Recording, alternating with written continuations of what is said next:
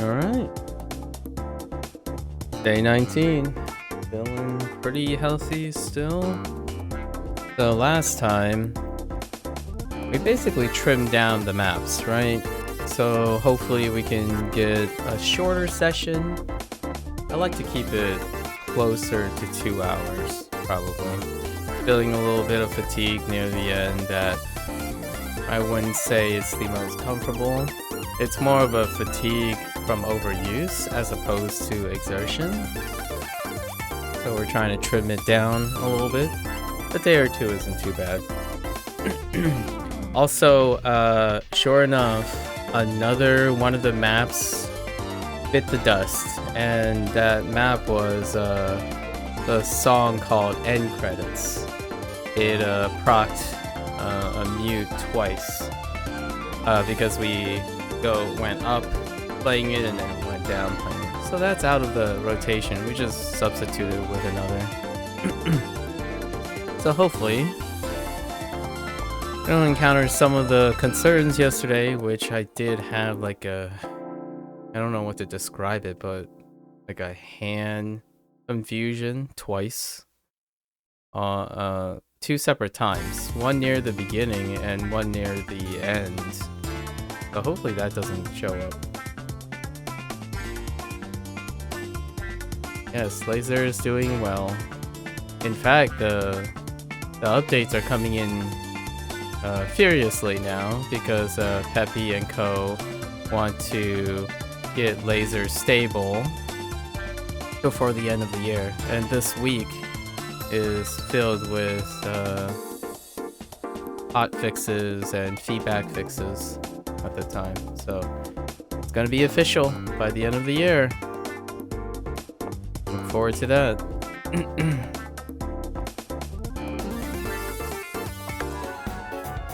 Alright, so let's start off with our warm-up climb to 160.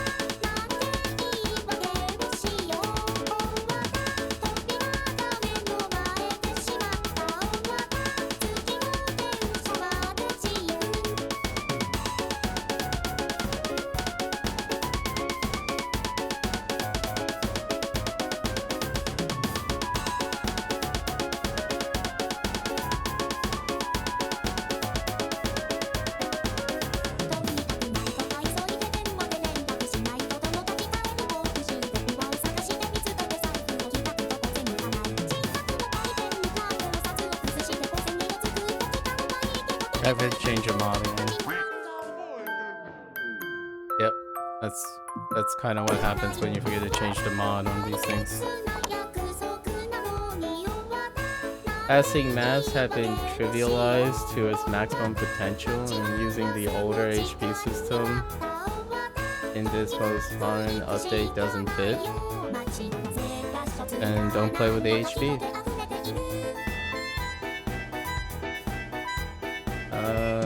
Hey, Eris. 160, huh?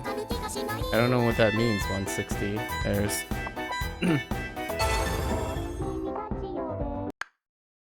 Sounds like you're someone who is very interested in passing stuff.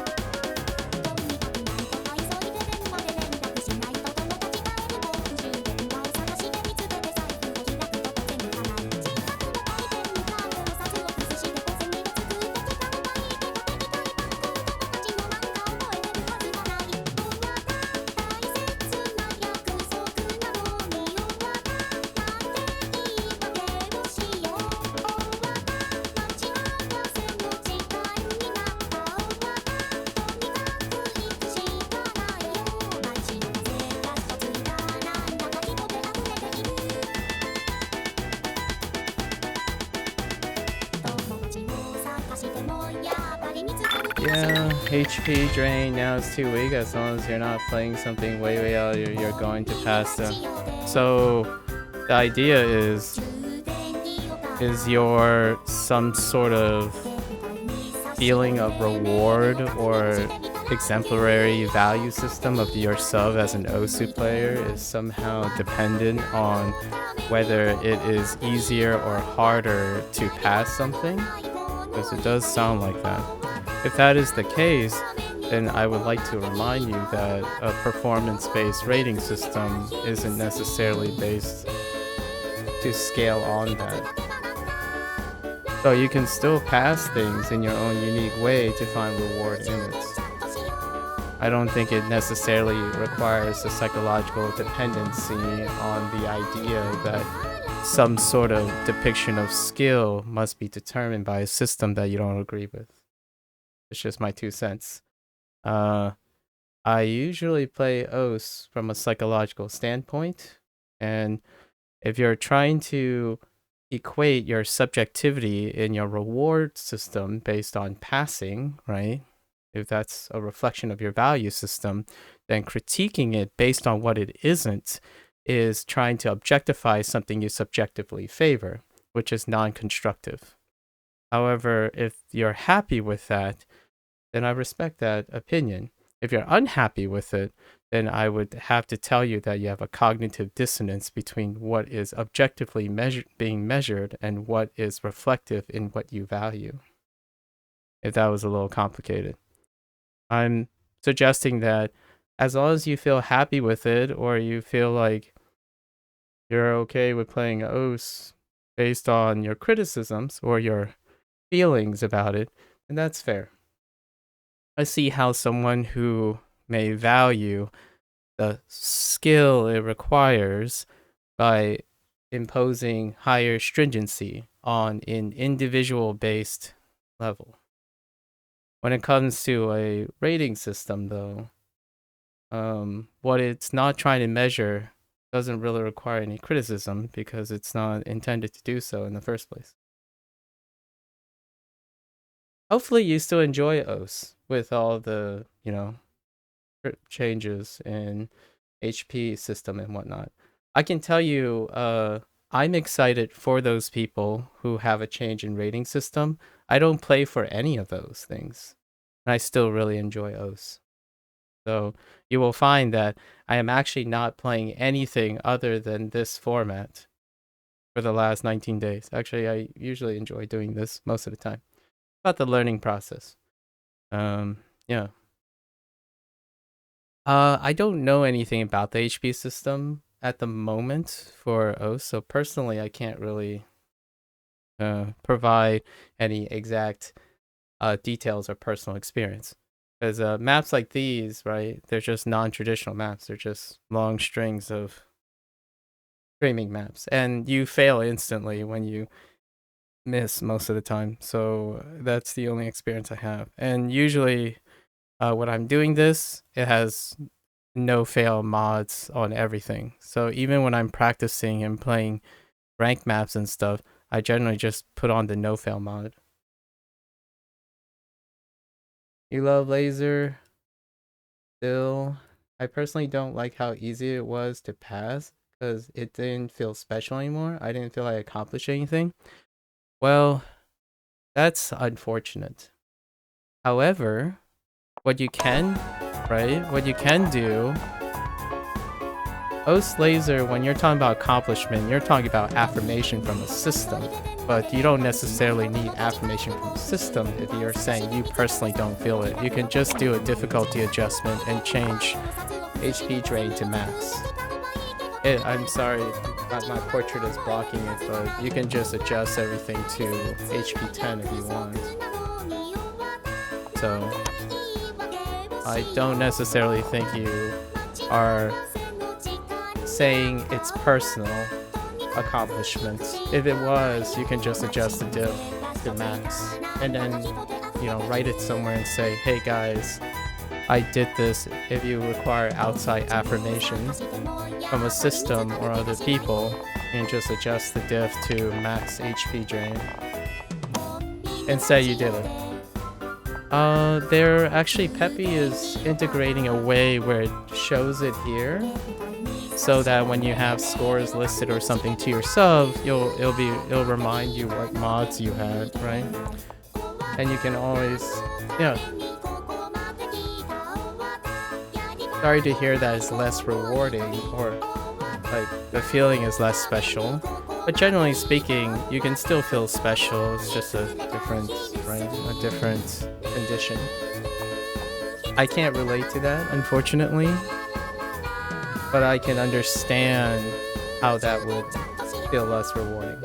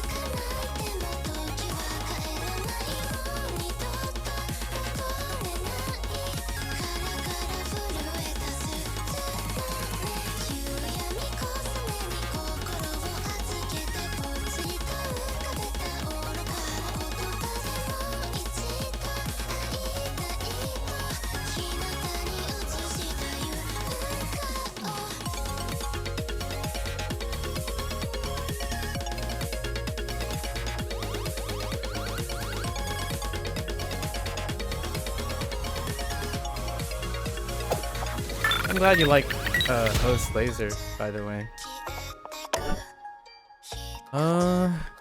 I've played in the upwards of 4,000 hours, maybe, something like that.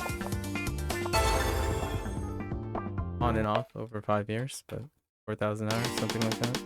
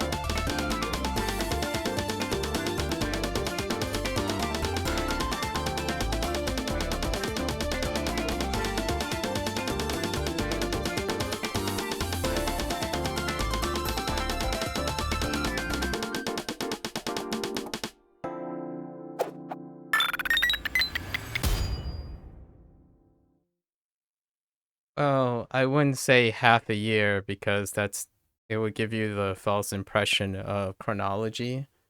I would probably use hours of playtime most of the time. What thoughts on laser? It's really nice.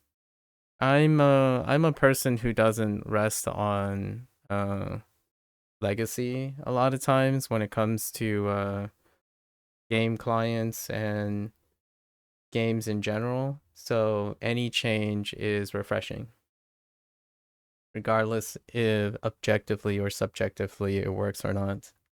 So generally speaking, my thoughts are incredibly positive since it's a refreshing change, right? I believe the feature set is incredibly complete. Uh, Largely, when a game client or let's say a GUI system, right, a graphic UI is overhauled and the game reaches a maturation state, more feature sets becoming more feature rich is usually my caters to me. So because of the increased feature set in OS laser compared to OS stable, it's a win-win for myself. I do love change. So I do like adapting to new things. So regardless if it favors me objectively or not in a skill building way, being challenged to adapt to anything in general is favorable for myself. I don't like maintaining the status quo. A lot of people are not liking the GUI from what I hear, but I think it'll grow on people. Some and some will not, you know. What happens is that if there is an availability of O stable in parallel, then they have a choice. And that's what it really comes down to, in my opinion, when it comes from a feature rich game. The idea that, unlike there are examples like Overwatch, for example, where there's a discontinuation of the prior generation, right? You could also use Counter-Strike.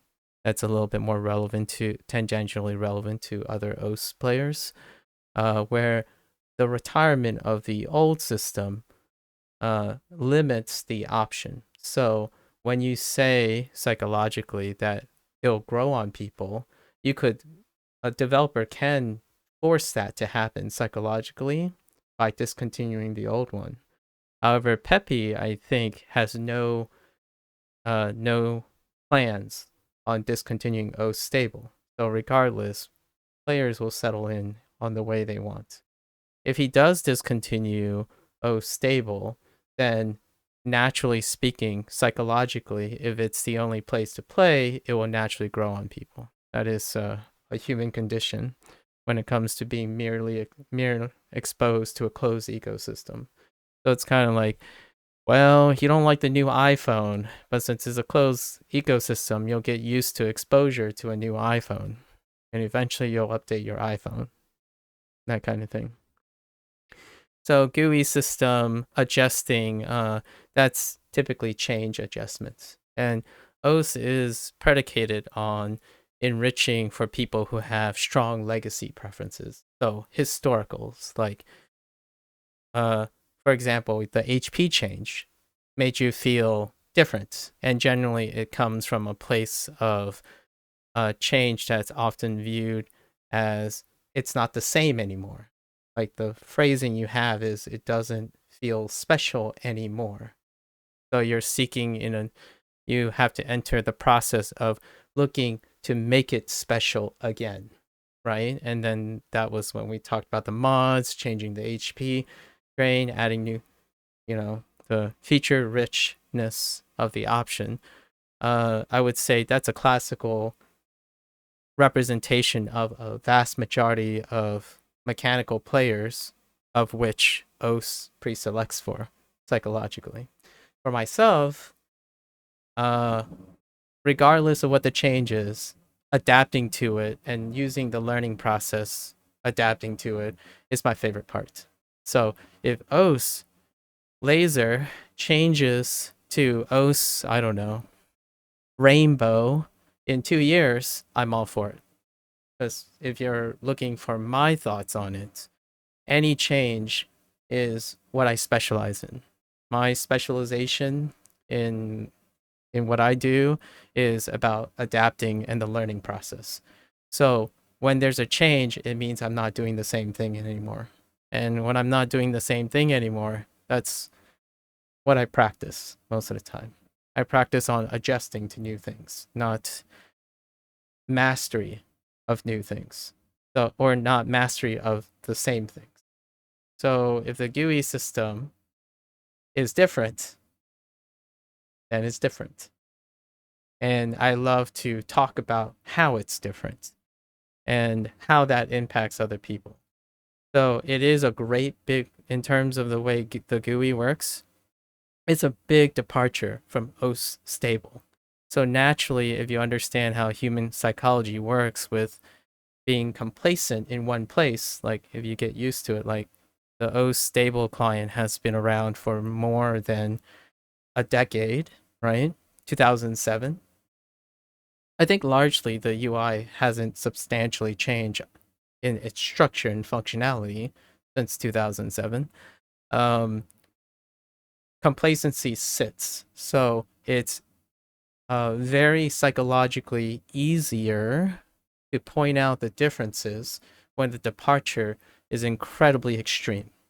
So naturally, that's a very pragmatic way to explain, yeah, a lot of people, I would even argue the vast majority of people, will require time to separate themselves from something they have been used to seeing for a really long time. Sentimentalism, nostalgia, and legacy is one of the most powerful psychological satisfaction of people in general. So, like, when there's a long history, it takes a while to adjust. And the GUI changes, I can tell you, if you take the subjectivity out, so say a new person enters OS, right?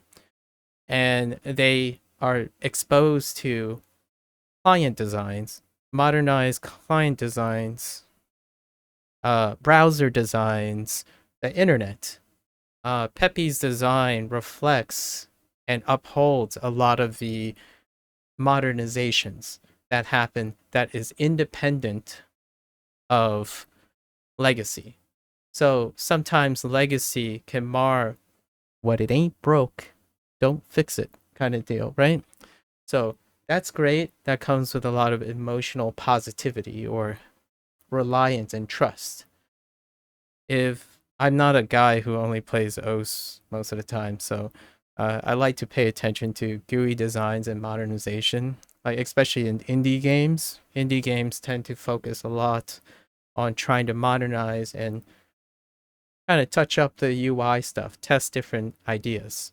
And this UI system is in line with a lot of modernizations.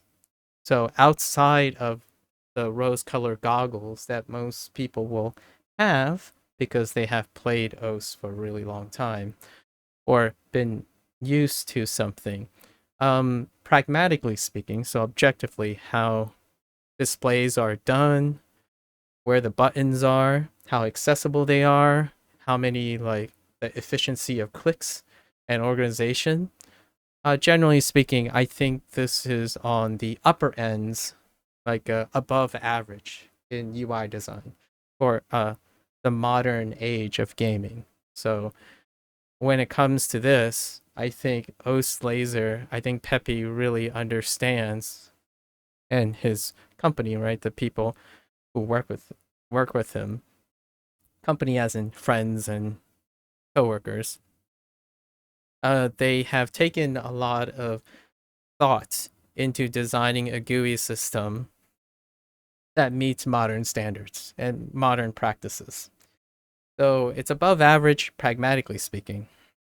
Subjectively speaking, I can totally understand that the vast majority of established players are going to have a time of readjustment.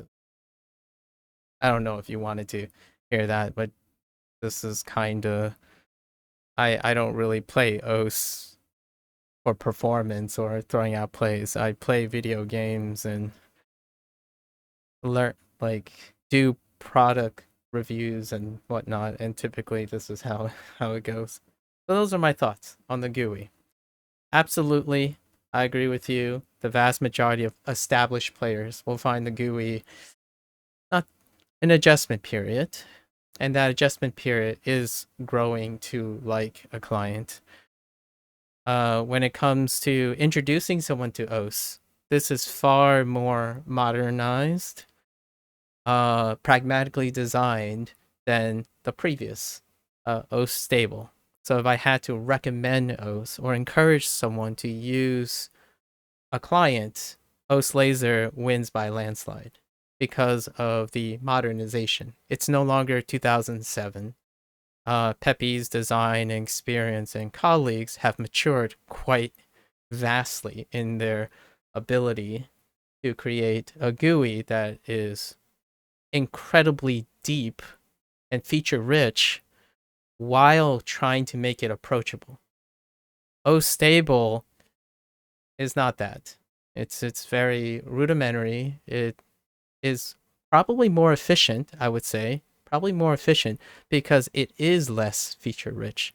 Now they have to work a GUI system that juggles an incredible amount of depth while still allowing a new player to pop in and understand, sit down, grab and play, and still continue to explore the depth of the client as they see fit.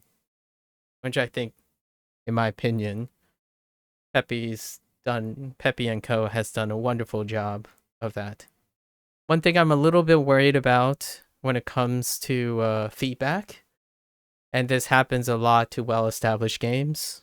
I play quite a lot of live service games over the years that goes to the upwards of 10 years of tenure. So like following a game for 10 years. One of the difficulties of expanding OS as a product, right? As a designer, if they're wanting to reach to a larger audience, it's that oftentimes you do rely on feedback from legacy players. So when you rely on feedback from legacy players, if you predominantly do that, you will inherently start designing your client and your game in favor of feedback of established players. And that typically ends up becoming gatekeeping. Not like maliciously or intentionally, understanding how humans give feedback. If you're completely reliant on community feedback from legacy players, it will generally gatekeep against new ones. And I'm not suggesting Peppy did that. I actually suggesting Peppy didn't do that.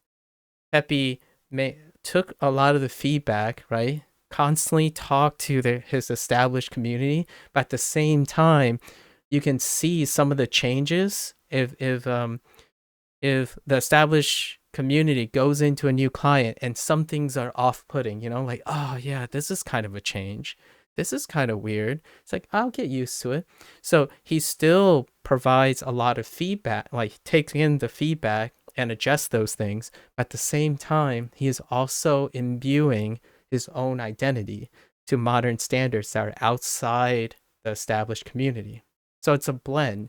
So it doesn't alienate all of the established players, right? It gave them just enough change that they're like, I don't really like this, but I'll learn to love it. Or I'll learn over time to adjust to it. And he has included enough of the same feeling, like the core stuff, which Peppy in interviews highlight all the times, like, hey, the core gameplay, we got to keep that tight, right? He knows how to prioritize. Him and his developers, right, know how to prioritize what must be very similar to keep the veterans going, and it introduced a lot of their own changes that they see outside of the game to attract new players. So it's awesome. I think Peppy and Co deserve some sort of like developer like love labor of love award, which of course doesn't happen because it's on a Steam platform, right? Like if this was end up on Steam, for sure, I would say a great contender for labor of love, because this is a wonderful hybrid. If and live service games do kind of, this is technically under the umbrella of live service, only the funding is a little different, right? I'm not sure yet. I'm not sure. I hope so, because I think to me, Os Laser represents uh Peppy's original idea to make it more approachable and to a larger audience in his own way. So a lot of it features the feedback of the established community, while at the same time he's made a bunch of executive decisions, developmental decisions, top down, to include being approachable from a bigger audience. So like, because of the end of year, OS Laser is gonna be launched, and OS Steam, right? OS Stream, sorry, OS Stream, which is the current project that's working on the mobile side of things. It's a little rough start. Obviously, they need to gain experience on the mobile front. So if you look at like some of the earlier takes and stuff, it's kind of working against the gatekeeping that's happening with most desktop players. So there's still a little bit of friction there. But this, I believe, in my opinion, is very reasonable to go on Steam, right? If I had to now recommend, as someone who don't really play OS that long, I'm not really an OS streamer, content creator, but as someone who reviews products, design philosophies, and psychology, and mostly focused on teaching and learning, this is far more recommendable and approachable than O Stable. O Stable has a like less of a neutral. It's great, charming for all the established people from way back, like at least 4 or 5 years, like myself, right? Or or longer, even 10 years plus. Um, this is neutral enough, professional enough in a way that really speaks to a larger audience. So now the UI has, it's not just function, right? The old school stuff is all about function. Uh how, like, if it looks too fancy, it can be overwhelming to people who are in the nitty gritty. So I would say a perspective of the established OS community is how functional it is, because it's about the performance. It's no longer about the bells and whistles. When you try to recommend a game like OS to someone, it's largely first about the bells and whistles, because they have not established their routine yet, and their like what they like about it, their refinement process. So making that all approachable, because OS is incredibly deep in how customizable its experience is, this is far more recommendable. I used to teach. Right now, my focus is typically about learning. So the idea is to evaluate most things based on how they get people to learn things or adjust things. It's largely about problem solving. Uh, Before this, before COVID and all, I used to work in science, and my goal at the time was to go stay in academia as a professor of science. Generally speaking, that didn't happen. I don't know if I'll return to it, But nowadays, I've been doing lots of hobby stuff, just hobby stuff, but at the same time, applying the same methods of learning and talking about it, right? And now, right now, I'm warming up. But this is all I'm gonna do the entire day. Yeah, just a little, nod to Peppy and stuff, because it's an exciting time. It's a great time to be an established OS fan, as well as it's an exciting time to see what new types of communities, sub-communities are going to be born out of OS Laser. Like, what I mean by that is, when you have specializations and subcultures, it within a community is often how feature-rich the game is. And this game, OS Laser, and OS Stable really, it's harder to see it. This means that there is incredible combination of subcultures waiting to happen in the OS community. Like, in the traditional sense, we already had your DT peeps, your jump peeps, your TV size peeps, your streamer, your long stream stamina guys, your consistent. This is going to break open even further. And that is why I feel very confident that it is a great time to be an OS fan. And at the same time, it can be very scary and daunting when something you love as a legacy player will have more and more people who play OS differently. With that said, I am already a unicorn in this because I don't resonate with the current OS community. I don't play OS in any aspect of what the vast majority, but maybe in the future it'll be different. Like, I might find people who just like to tap back and forth, right? We don't know. Can't know until OS becomes wider and more spread, but look at this. Look at this fun category. Like, you gotta hats off to Peppy and Co. They had fun. Like, this stuff, you'll probably see me do some of these stuff in the future. Because I'm not a performance-based person. I just like learning. My mastery skills is something that's independent of the skill itself, right? I would say the only thing I can humbly say about myself is that I learn very quickly. I learn a lot of things, and I just continue to do that. That's the skill that I practice. Not a mastery of this stuff, like repeating and doing that stuff. So passing, it allows me to empathize with, hey, you like passing maps? That's great. I tried it a little bit. Probably not to the extent of emotional attachment like you have, but I can appreciate what you're trying to do. And then, people who like FCs, like, I tried it a little bit. I can't understand your drive, like feel the same drive as you for being a 99.91% ACT player, but I have tried it, so I can connect with you a little bit.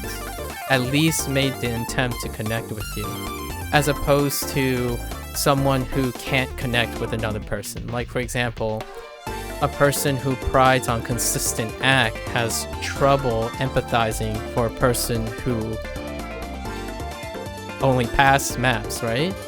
A person who is an HR main will have a larger gap in understanding HD mains, for example. And my goal is, I just do a little of everything. It's the idea of learning a new skill, not the idea of mastering the skill. Oh, the spin mod? Yeah, I saw, I watched people use a lot of these things. It'll be a little bit before I get to some. I think one thing I probably would do first is probably the muted mod. The muted mod is something that I have to it's a psychological interest. So I've talked about how music and rhythm means to a musician versus to a person who plays os.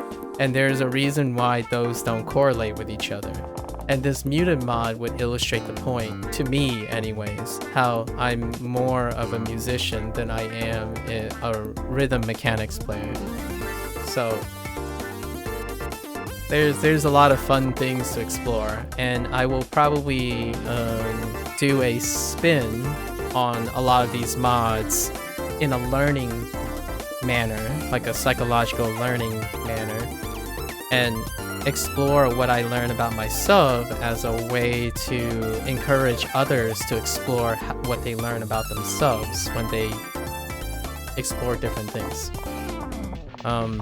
Generally speaking though, it will be a while because like most things, I tend to do a lot of different things, and that's generally the general theme. So like it's been 7 months since 19 days ago that I played OS. So it can take a while. I don't usually sit on a specific skill anymore, because the skill that I sit on requires that I keep doing new things. Yep. And we're gonna keep going. I need to still warm up. A little bit cold, but that's okay.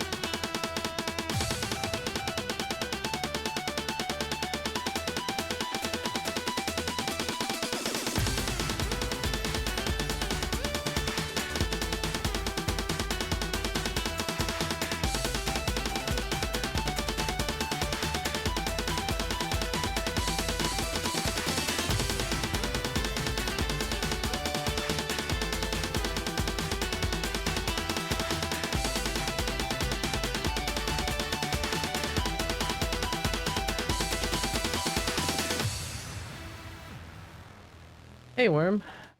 Sorry about... No. I'm sorry if it sounded like I don't want to be distracted. I hope I don't give you that impression.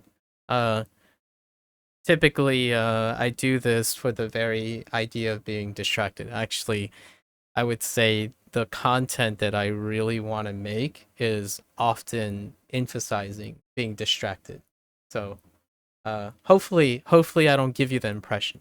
I know you enjoy conversation. Oh, okay, fair enough. And I shouldn't feel too bad, but I still feel. Yeah. Definitely. Sorry, I didn't even read the rest of your comment first before talking about it. I like to weigh as they go, but yeah, definitely. It's still worth mentioning.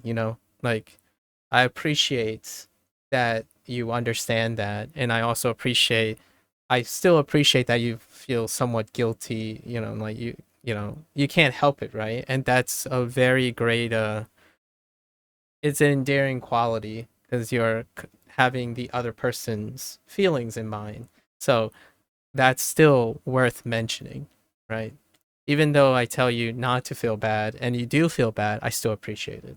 Because if you feel bad, it means you're a very considerate person. right? What's up, Worm? Hello. Hello.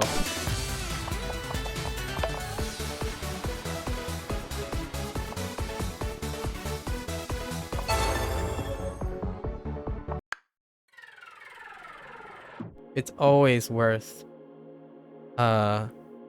communicating how much you appreciate someone else's time, as opposed to always favoring your own time.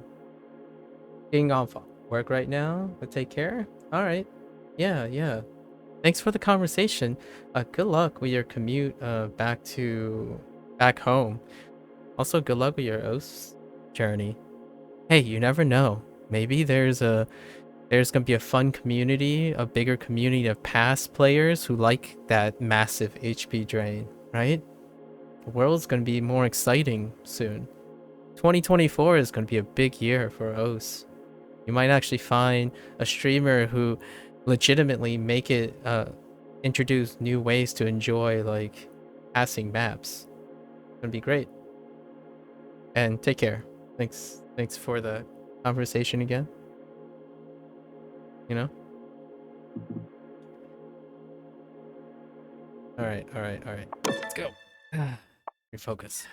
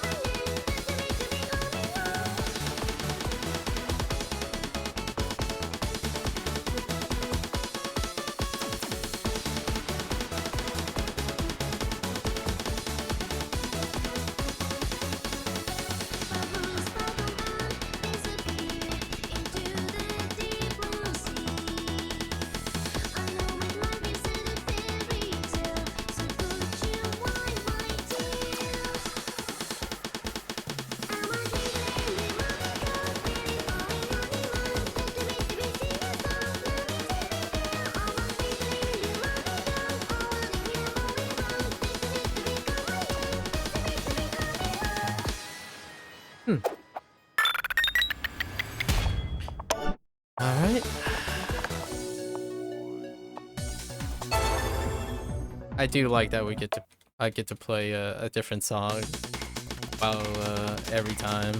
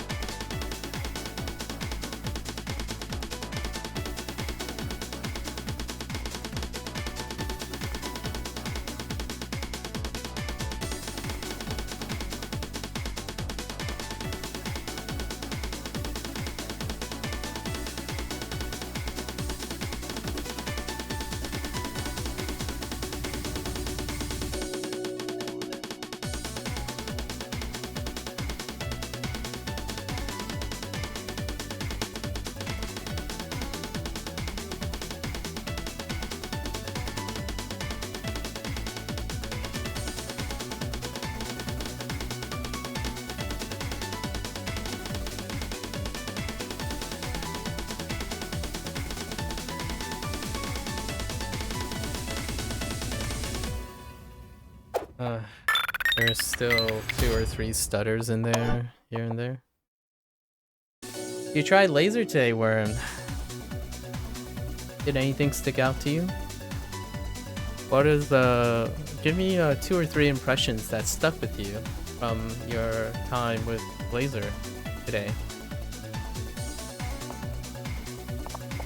We were just talking about that. So as you were hopping in, Speedrun, Sin, and I were discussing a lot of the OS laser stuff, and because the change is coming up soon, right? By the end of the year, right? It's a really encouraging time to try OS laser since it's reaching a stable release soon. Like the unofficial or official stable release, not to be confused with like OS Laser's soft launch some 7 years ago.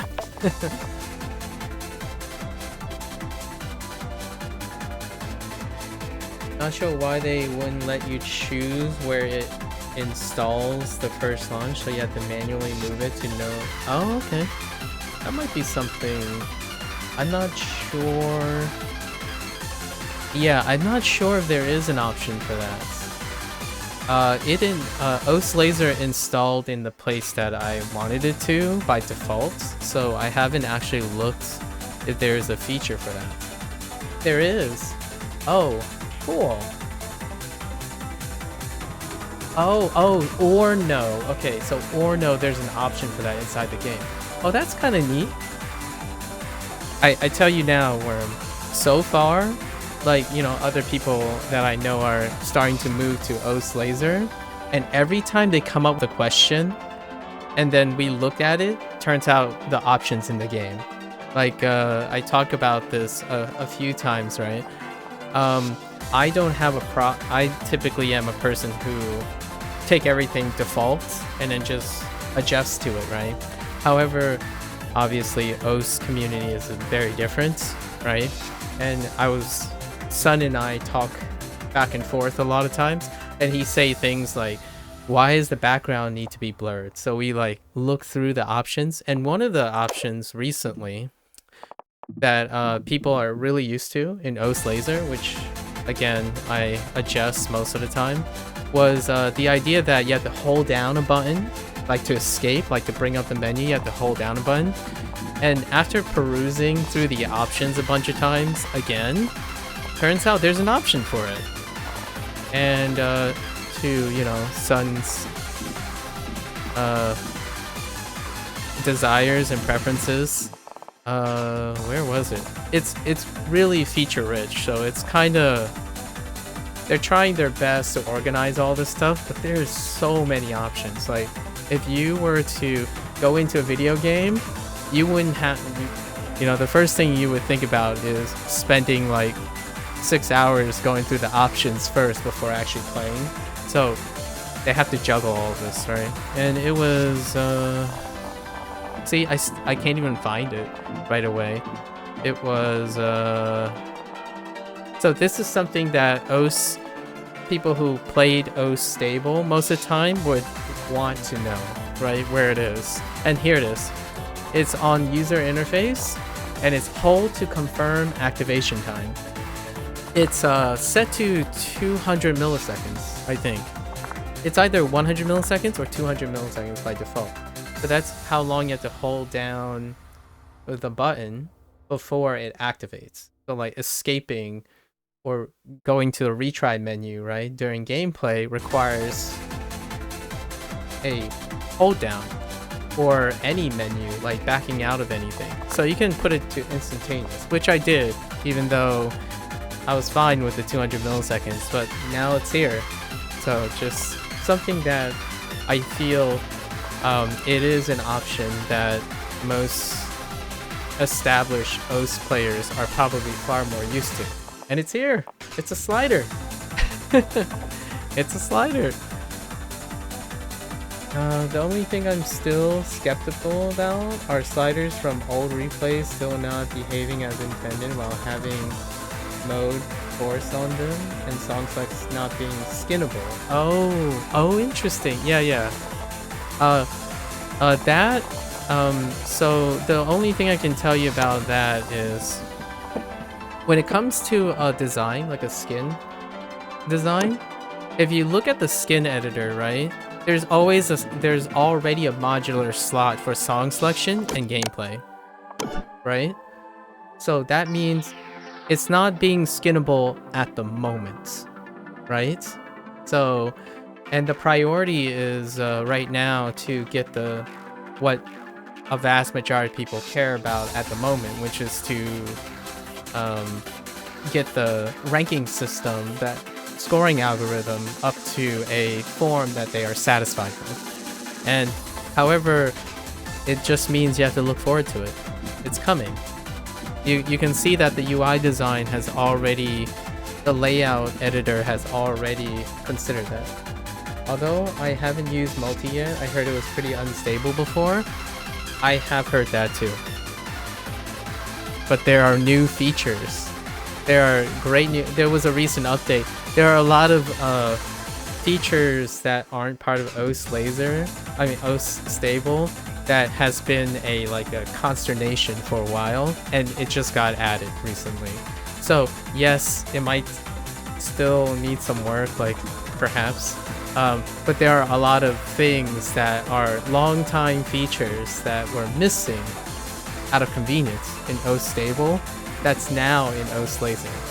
So you get compromises, right? One thing that was recent for this one is song selection is really fast, much faster. And unfortunately, I don't have a large library and I don't search songs very often, so I can't really tell you if it was fast or slow, because I organize all my stuff most of the time so that it's always a subset of something. Apparently it's faster. I don't know how comparable it is to OS stable, but yeah, that's something too. So to make it more of a positive spin, the idea is at least it's going to be available at some time. That's kind of something to look forward to.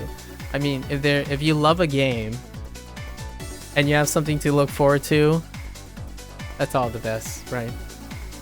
I understand that it kinda a lot of times when it comes to live service games, or when it comes to video games in general, we are still in that mindset, including myself, in that mindset initially of, hey, does this game look like it's ready for launch? And I totally understand where most people come from. For me, I've long since kind of left that behind. It's no longer a place where I'm like, oh yeah, this leaves me, yeah, you would think they launch with this. Nowadays, since OS is technically a live service model, right? Rolling updates, completely voluntarily money spent, and the way they try to encourage purchasing is different for Peppy, for sure.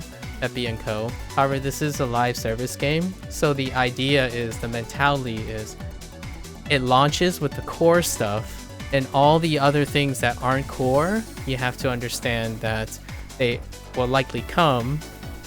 But generally speaking, the launch criteria for most live service updates are not based on a complete product, but based on functionality enough to maintain the complete product, or the ongoing product.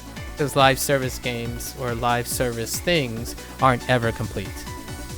And having the mentality that it is complete is gonna create a lot of friction between the person consuming the game and not. And that may help you or may not help you. For me, and possibly a lot of people I'm referring to, having a slight switch in mindset on that can make one love the thing they love even more, right? It's the compromise between the passion that you have for a game. Like, one slight deep cut would be a sequel to a game that you love. Like, this is the OG game, you absolutely love it, and since you're going into the next thing, isn't exactly a live service example. It's the idea of being upset when the next game has to be all the original game and more. It can hurt you emotionally,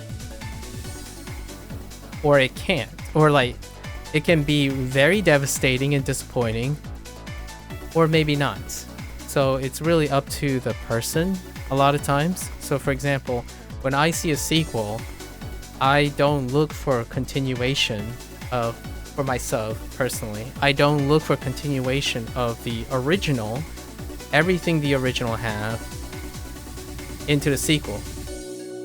With that said, I typically do not review products in that way, because I understand that the vast majority of people expect that anything feature rich is carried on launch to a updated version of that game or a sequel to that game. And this applies to live service games that iterate on a release, and this applies to going to OS Laser. OS Laser has to retain all of its feature sets from a previous game. And if you have that mentality, it can often mar what is an objectively completed product. Because for me, it is. Also, just remember the hit circles on new Argon Lane looks really weird and hidden. It makes it pretty uncomfortable to read. Oh yeah, that's more of a nitpicking. I would say that's more of a nitpicky thing, in a sense that it does matter to you a lot, because nitpicky things matter to someone who has played something a really long time. So it's perfectly acceptable that you feel it's a big deal. I wouldn't even say it's not a big deal, because the longer you play something, the bigger deal it comes, and it's okay. I actually understand that it isn't nitpicking, in my opinion. If you're someone who played something for a really long time, it is very difficult to overcome the initial feelings of change. That's kind of the center pin of what that speedrun guy and I were discussing, right? It's super understandable that you're gonna have those feelings, and I don't think you should try to rationalize it being, maybe it's not a big deal. It is kind of a big deal. At the same time,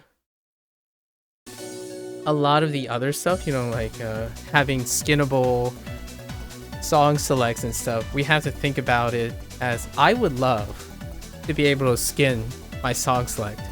Do I love the new design? I actually do too. I would recommend this design. This design is done really well, in a sense. Earlier on, before you arrived, I was talking about how it behaves to the modern standards. So like, if you're comparing song selects, how like text and sorting and GUI layouts work compared to the modern standards of other games at the time. So someone that hasn't ever played OS before, this is functionally above average. Like, it's maybe even higher than that. So when you think about, is skinnable song select something that should impact if OS Laser is ready to launch, it's most definitely not ready to launch for any person who's established to a feature that doesn't exist in OS Laser yet, right? It's a feature that you had in OS Stable. So that goes back to the whole idea of, it sucks to lose a feature. It's uncomfortable to lose a feature, really. It's generally negative. I talk about it a lot when I was playing the Like a Dragon series, right? One of the things about keeping your community consistent is that feature sets do not drop out with any other sequel. What the end user could do to feel more comfortable, right? To stay loving the thing you love is to remember that sometimes feature sets either eventually end up on the platform, but when it comes to launching and prioritizing how to reach a larger audience, the vast majority of the things you like aren't necessary at the time of the launch. So it might not be constructive at times to say that is necessary for launch. It doesn't stop you from being entitled to, rate a game or be disappointed about certain things. It's a really big thing now. It's a huge thing in the gaming industry that they have to contend with. The idea that they want to finish a game and launch a game in 7 years or so, yet so many features are not included from the previous game because the previous game had like 10 years of development on top of everything else they have to make that's new. If you hear, most likely it's not a big deal at all because I can just change them and it would mostly the hidden thing mask with a lot of stack patterns. There's something about how it fades out almost unevenly. That's interesting. I don't know enough about hidden to comment on that. Making a mess of a stack pattern. I see how it would affect it if it was fading unevenly. Same combo colors and fast enough. So by the time you play maps fast enough for this to matter, you figure out what type of skin is more. That's fair. There you go. And they did prioritize that. They prioritized the ability to at least skin the gameplay, right? Because that's essential that's like the bottom line essential thing for established OS community players, right? OS Laser, though, now is entering a different tenure. OS Laser is designed to expand its approachability. So often, skinning something is usually the last thing a lot of times. The last as far as most people go when it comes to investing into something. So, it's still there, skinning the gameplay thing. In fact, what you said was exactly what Sun compromised on, or other established OS players compromise on. It's like, well, at least the gameplay can be augmented for whatever problems it may or may not have, right? So that's what they did. In terms of song selection, I actually think if I had to skin something, this would be difficult for me to replicate. Like, for me, I am impressed that they were able to do, which is what we talked about earlier with the other guy. I am impressed understanding how I would try to organize this stuff and finding functionalities, like how to group them and whatnot. It's nice. It's well done. Obviously, I'm not aware of 2/3 of these things because I don't use that functionality yet, right? Yet. But organizing all this stuff is fantastic. The one thing I'd say is I still think personal presets should be on by default between two things. In fact, there is the sort also holds between sessions. So I don't have to like resort every time I come on. However, a personal little detail in my opinion for like new players and possibly older players is the idea that when you have presets, when you think about personal presets, having them carry over and only change when you manually toggle it is usually the more intuitive line of thinking. So every time, like right now I'm only just nitpicking because I've done this 19 days in a row already. I have failed to remember to do this 14 out of 19 times, I think. I think only 5 times so far that I actually remembered. I go through, play the first song, and I realize, oh, I forgot this, right? However, this is fantastic. There's also like, you can search anything. So, the thing they designed incredibly well, I think, is worth a highlight. And Peppy actually highlighted it himself. It's just looking at his face, I think he's particularly proud of it. Like the people, him and his colleagues, is that every single thing is keyboard searchable.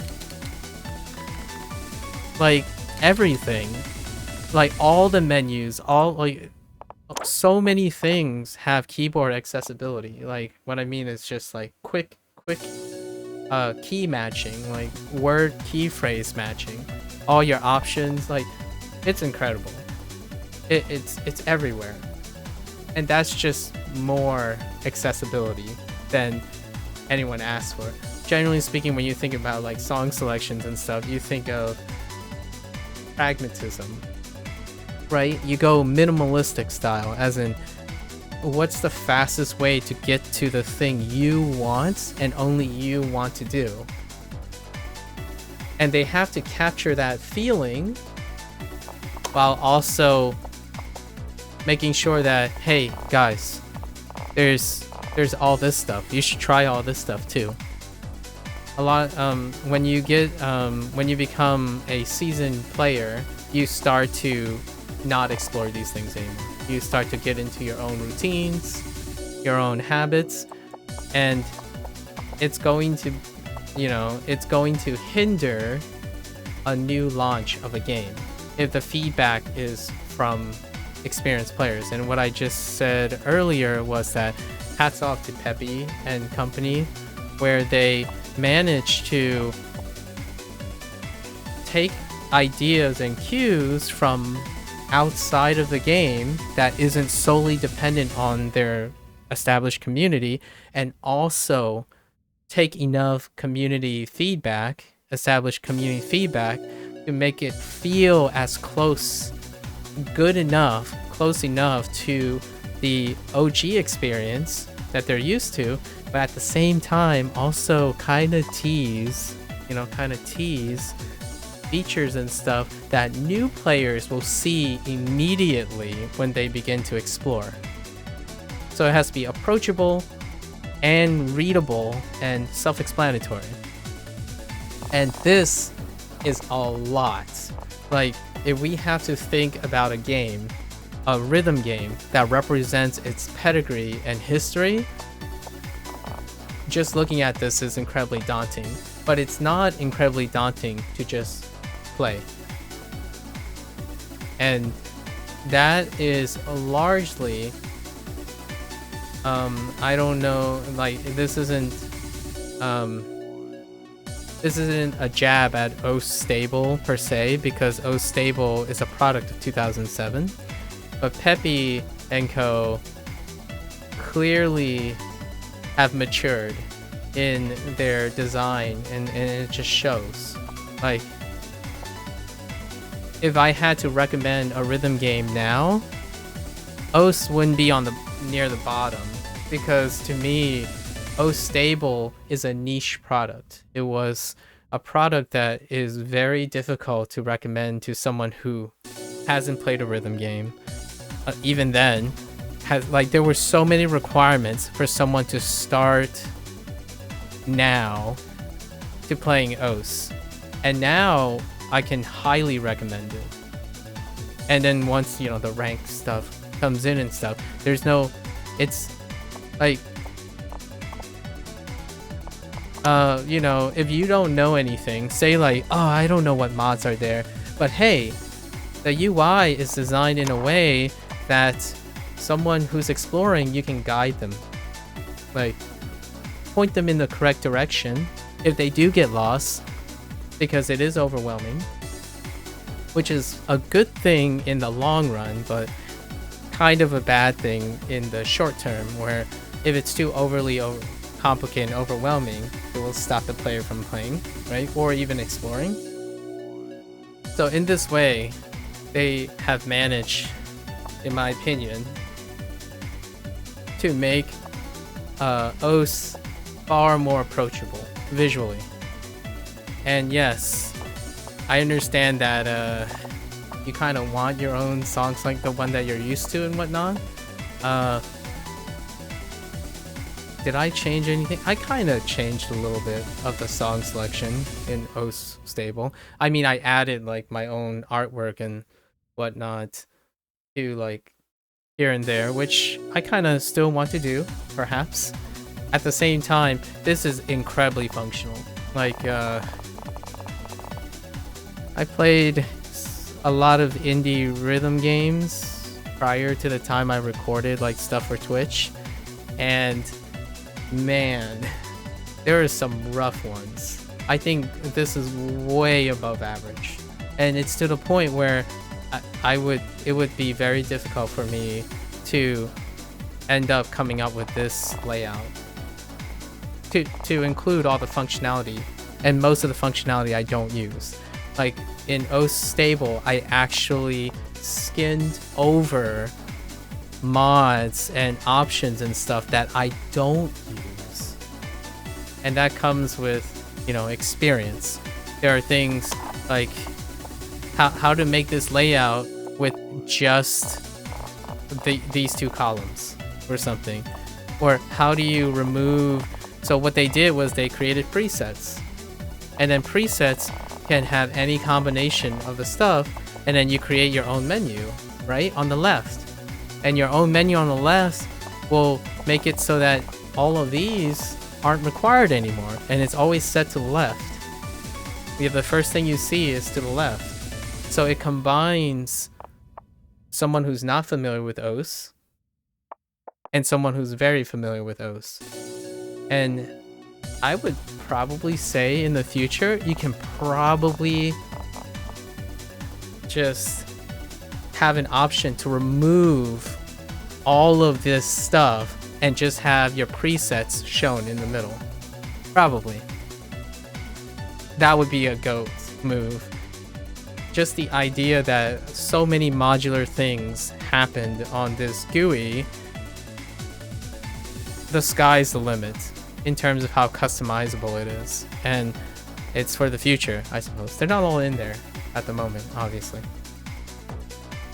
Yeah, old design was really confusing for new players for sure. It took effort to get or someone else to teach you. Now it's still somewhat bloated. Well, it's always gonna be bloated, right? Because you can't possibly unbloat it anymore. So the thing that you mentioned that I was referring to about feature rich, carrying over features, it will always be bloated from now on because its community is dependent on legacy. You can't strip away features anymore. If you don't want bloatedness, right? If you think bloatedness is a negative, then you also have to rationalize not being able to skin song selection, not being able to skin gameplay. They're all part of the bloat. Because functionally, if you're focused on being straightforward, all the stuff that you're saying that you want or think it needs is part of the bloat. It's the opposite of what Google does. It's the opposite of minimal streamlining. So it's always emotionally better to be bloated. It's always intellectually better for it not to be bloated. So that's kind of like the objectivity fighting with subjectivity. So as a legacy player, you always want your game to be bloated because the designer wants to include everything. If you keep telling them to streamline it, then you're going to encounter the emotional sacrifice for being intellectually streamlined. And if it doesn't fit, right? Streamline is a one-size-fits-all type of technique. You're working on efficiency, functionality, and stripped of any bells and whistles. That is being not bloated. Well, bells and whistles include not being able to skin song selection, if you know what I mean. So if you're okay with that, just an idea. So when you're thinking about the things you love being bloated, generally speaking, the things you love being bloated is a symptom of people loving the thing. And they have to do that all the time. So they're streamlining, actually. Not being able to skin song selection means it's less bloated, because people don't have to worry about skinning song selection. All these mods and fun, they can all be stripped, because it's actually not efficient. It's not streamlined. So like Hittin', Hard Rock, DT, they're all bloated. They're all extra features on top of the core gameplay. So when you start talking about that, I like to believe that in order to feel happier about the products that you like or love moving forward, typically bloated on paper, pragmatically speaking, is the consequence of love and passion. The last thing you want is a streamline of the thing you want. And that's what mainstream designers thought their community wants. So oftentimes a sequel ends up getting negative reviews and criticisms because the thing that passionate people want is not the thing that they ended up wanting. Like, if you want a less bloated OS experience, you have to be willing to give up all the feature sets, most of the feature sets that you cared about, because the thing that makes you a long-time lover of the game are all those things. So how does this translate? Payday 2. Payday 2, Warhammer 40k Dark Tides, any sequel you can think of where they decided we're going in a different direction and it's streamlined. And then the first thing the community is going to say is like, dude, where the heck is my bloat? The phrasing is not, they wouldn't use the word bloat. They would use the word, where are my features, dude? Like, this doesn't have third mod support? Like, what the heck? You can't even change the FPS? Like, where's my FOV slider? That's all bloat. Like, it's all bloat. If you're uninitiated, you're fine with whatever they give you, because you have no standards. No standards of the game. Sometimes people bring in other standards from other games, and that's how you kind of do the thing where I do, where, well, if I look at the modern standards of GUI design for rhythm games right now, like Just Dance, I don't know, Stepmania, things like that, this is incredible. It's incredibly bloated with features, and it's fantastic because they manage to constantly feel organized while adding the most features they can possibly add. And it will always be daunting, and you're always having a battle between, should we streamline this and cut this, or do we add this and it becomes more bloated? And that's my 2 cents about feeling if it's better or not to have more features or not. So for me, if I love a game, all I can think about is it's gonna be unapproachable. Usually what I want in it is gonna make it more bloated, and it's going to make it harder for a new person to play because they aren't me. If I'm a new player, I want it to be streamlined because I have no idea what's going on, so strip all the extra stuff. And the designer, the developer, has to balance these two. It has to be bloated enough to keep the old players satisfied, and streamlined enough to get new players in. I actually think, here's a GOAT, right? Here's a meta. I think in the future of maybe Peppy's design and other design, there will be 2 different layouts of OS. the Pro layout and the standard layout. And what it will do is it will take all the streamlined preferences, like things that veteran players like to have but not have. That would be it. I think the future is kind of like, I'm stealing this idea by the way, Worm. You know, you use something every single day that actually already uses this type of tier system. Your OS. Your OS generally comes with 3 different versions of the OS. In fact, if you're like an SDK person, probably 4.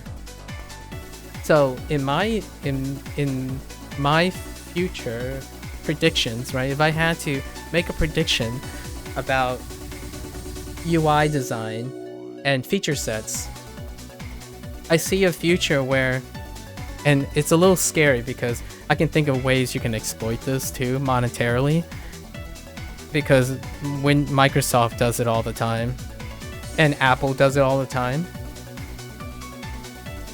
If I choose a simpler example, it would be OBS. Yes, exactly. So in the future, here's a scary thing and a great thing. The great thing is games will come with an initial preset, 3 presets.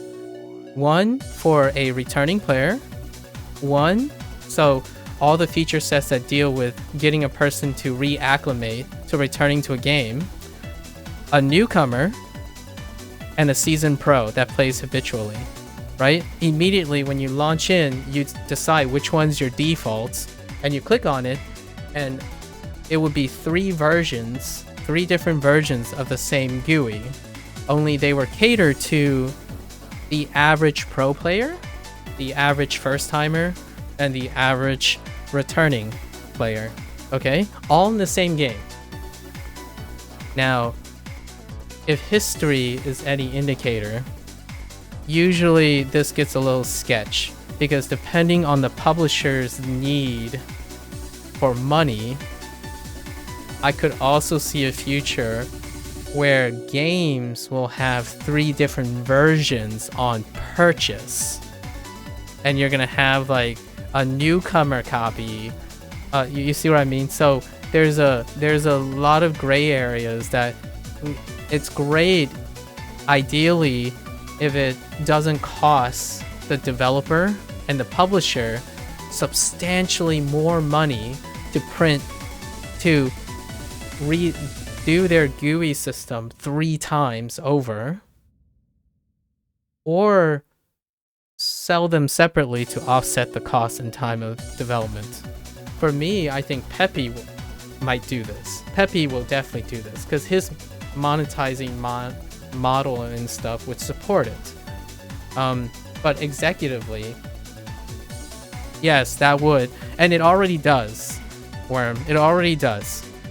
It's already normalized, but not in gaming. It's not a gaming industry standard. It is a tech standard. It is most definitely a software standard. Microsoft, Apple, Google, they do tier systems and different versions of their same software.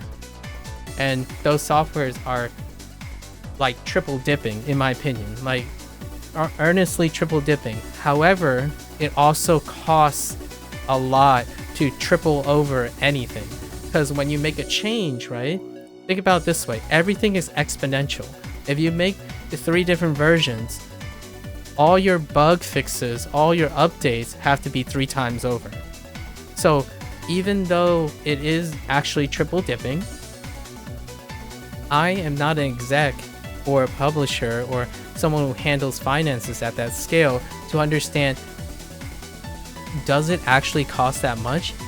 I can make a reasonable reaction that it probably does cost that much. Like, you need 3 different teams, right, of people that need to know the slight differences between the 3 versions in order to upkeep them. However, I believe in developers to finding a modular way of doing this that allows you to make 3 different versions without having to change fundamentally all 3 of them. So in my opinion, I think Peppy's probably already on this, where he's making, like, him and his team is making all of these things like separate modules. Like, they're designing ground up Ghost Laser to be modular in a nature where you can just slot these things out. So I wouldn't be surprised if in the future in options, like when you go to options, right, it's gonna say, like, up here, what type of Ghost Laser preset do you want? Are you an experienced player? And then you start there, right? It'll be one toggle, and immediately you can have someone who doesn't know anything about the game have an experience. Then they'll decide, you know what, I'm ready. Let's take all that training wheels off and then go to a different version of it. And it'll be like a skin. It'll feel like a skin per se. However, it includes all the other functionality, not just in appearance. And that's kind of where I see Ghost Laser going. And I kind of see the gaming industry going in that direction. How it's going to be monetized, it leaves a lot of room to be desired, because there's already a precedent set for software sales. And when you sell software, it's usually far more lucrative, and it offsets whatever costs and increased manpower you need to keep up 3 different versions.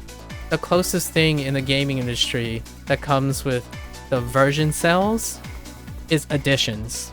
And it's already largely fairly negative, right? The, you know, Ultimate Edition, the Premier Early Release Pack Edition, the Standard Base Edition. Now you even have like the possibly like a stripped down version.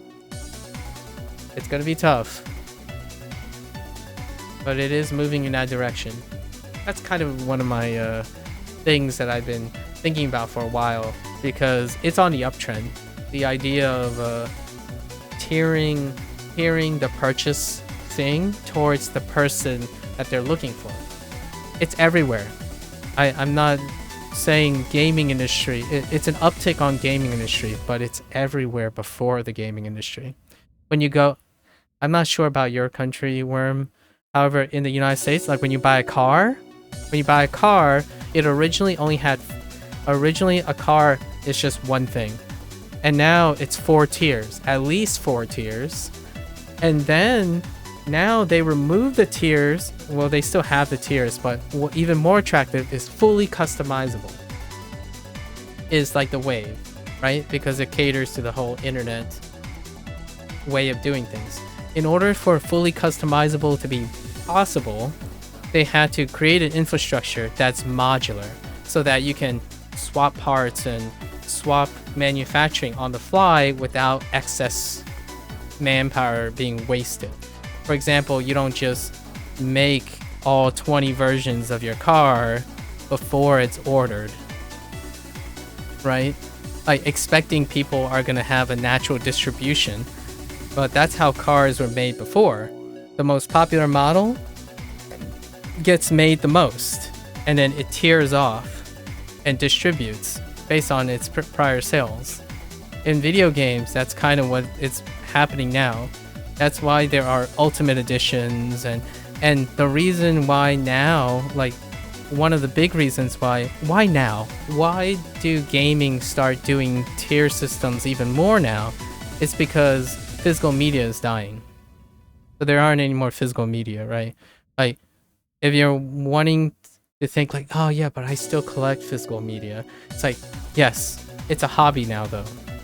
Like, it's not the social norm anymore. For better or for worse, I understand lots of people love collecting. And collecting is a hobby originally. And now it's literally, both figuratively and literally, a hobby.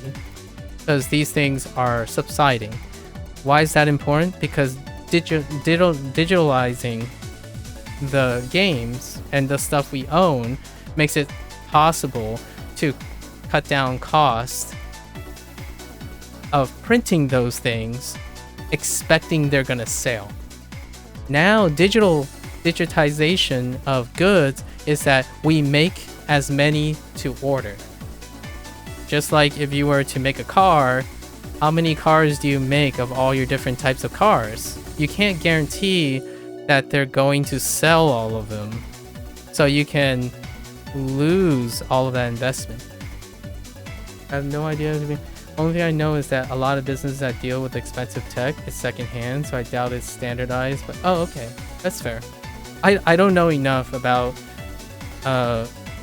like the manufacturing and how like retail and commercialization to a commoner, like to a civilian, is like in a different country. For me, I'm just applying as much as I can understand from a production standpoint from the United States. A lot of times when it comes to making products or even offering services, it becomes exponentially difficult if you have to make the product first, expecting a return on investment, versus any way to make it to order, offer to order. Generally speaking, that's where I come in, because most of my life I offered a service. I don't offer a product, right? So, and even on the service front, you have to know how to expand, right? And when you know how to expand, you enter the problems that usually face product sales. You have to expand in a way that you can guarantee you meet those requirements. Like, for example, as a service person, how can I expand if I wanted to be a content creator that deals with having these discussions all the time? How do I expand that to give people the impression that I can guarantee consistent quality of my service that I offer? Well, it's nearly impossible for myself alone. So what do I have to do? I have to hire more people. What does that sound like? It sounds like a company. And how will I manage the quality? Well, I have to train every one of those people, or those people have to become trained or came trained like me in order to represent a consistent brand. And that exponentially gets worse. And if you're thinking about it that way, now think about the product that you're offering, right? Or a game that you're developing. You have to do all those negotiations at the same time.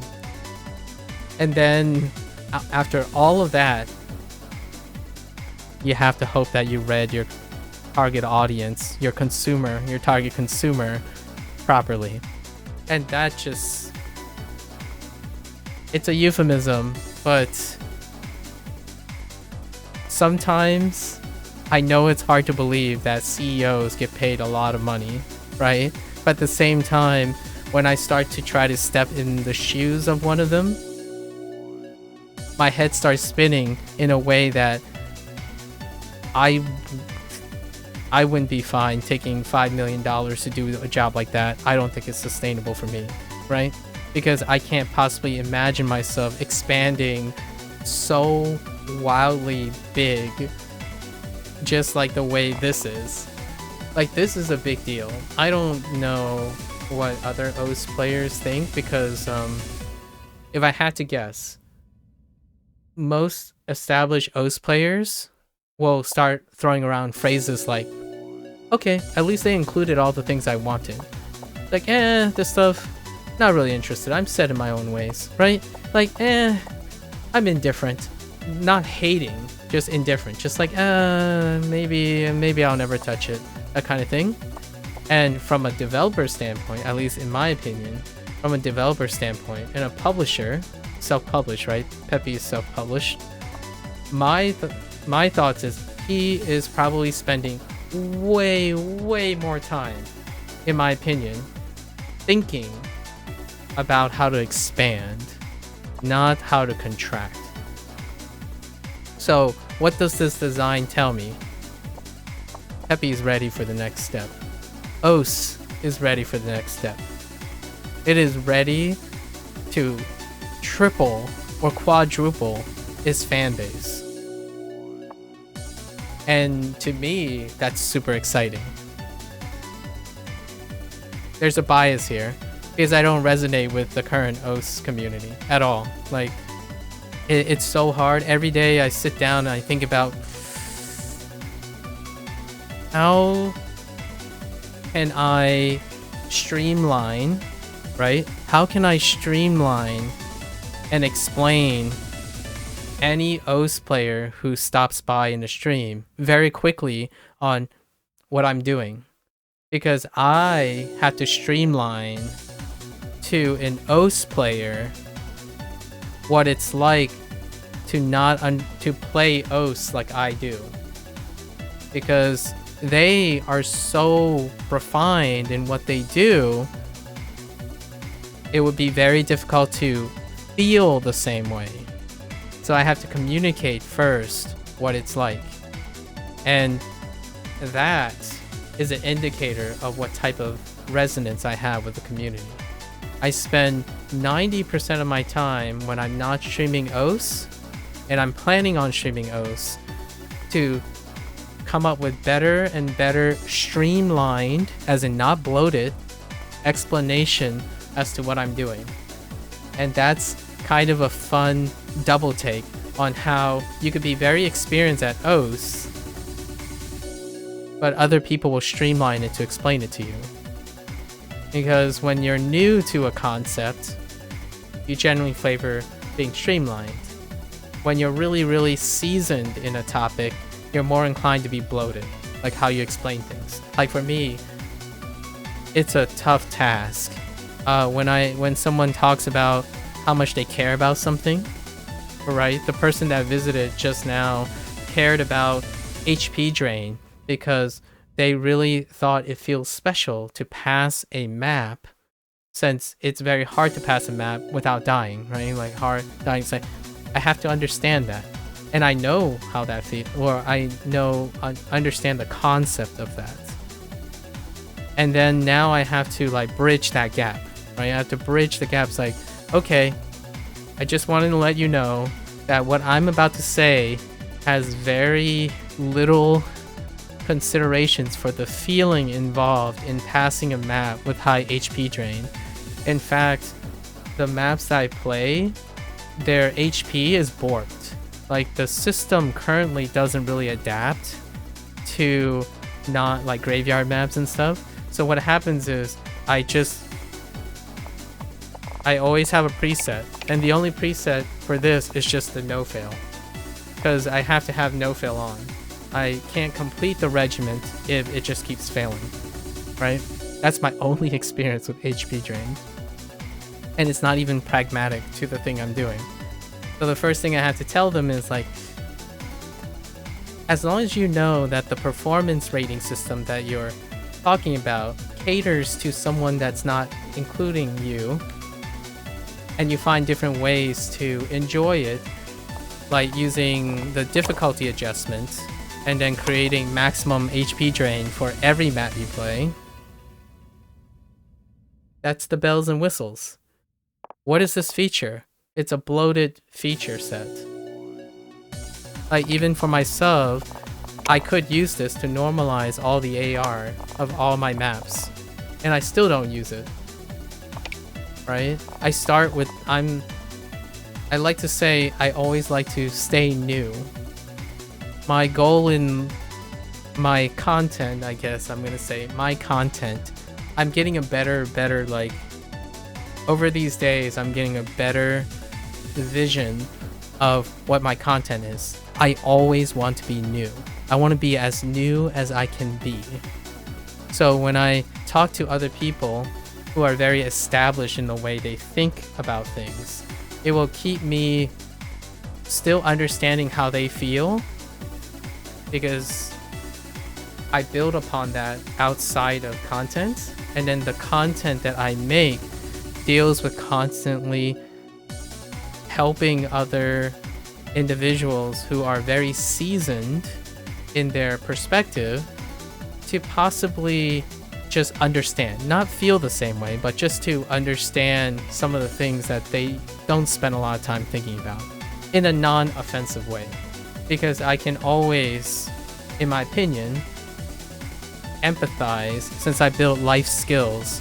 Life skills is the fundamentals of why Twitch viewers watch a streamer they trust, and Twitch viewers typically watch just the things they're interested in. In fact, most of the internet only watch things that they're interested in. So I can never divorce myself from that.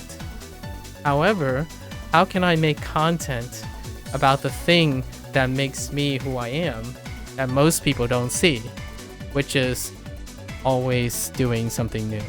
So instead of going straight to difficulty adjustments and adjust the maps to allow me to master something that I've already worked on for a really long time, I did the exact opposite. I literally changed my fingers. Like, it's the most exciting thing. Like, I love doing these training sequences because I'm not using my middle finger anymore. Oh, and this stuff is even more exciting now because Sun, right, voluntarily offered another map set, like 2 different map sets. And the first thing I did was add more songs because the songs are different. So if there's anything that I want to impart on you, sometimes you might end up loving things that you didn't otherwise feel standardized. And I hope that's kind of true sometimes.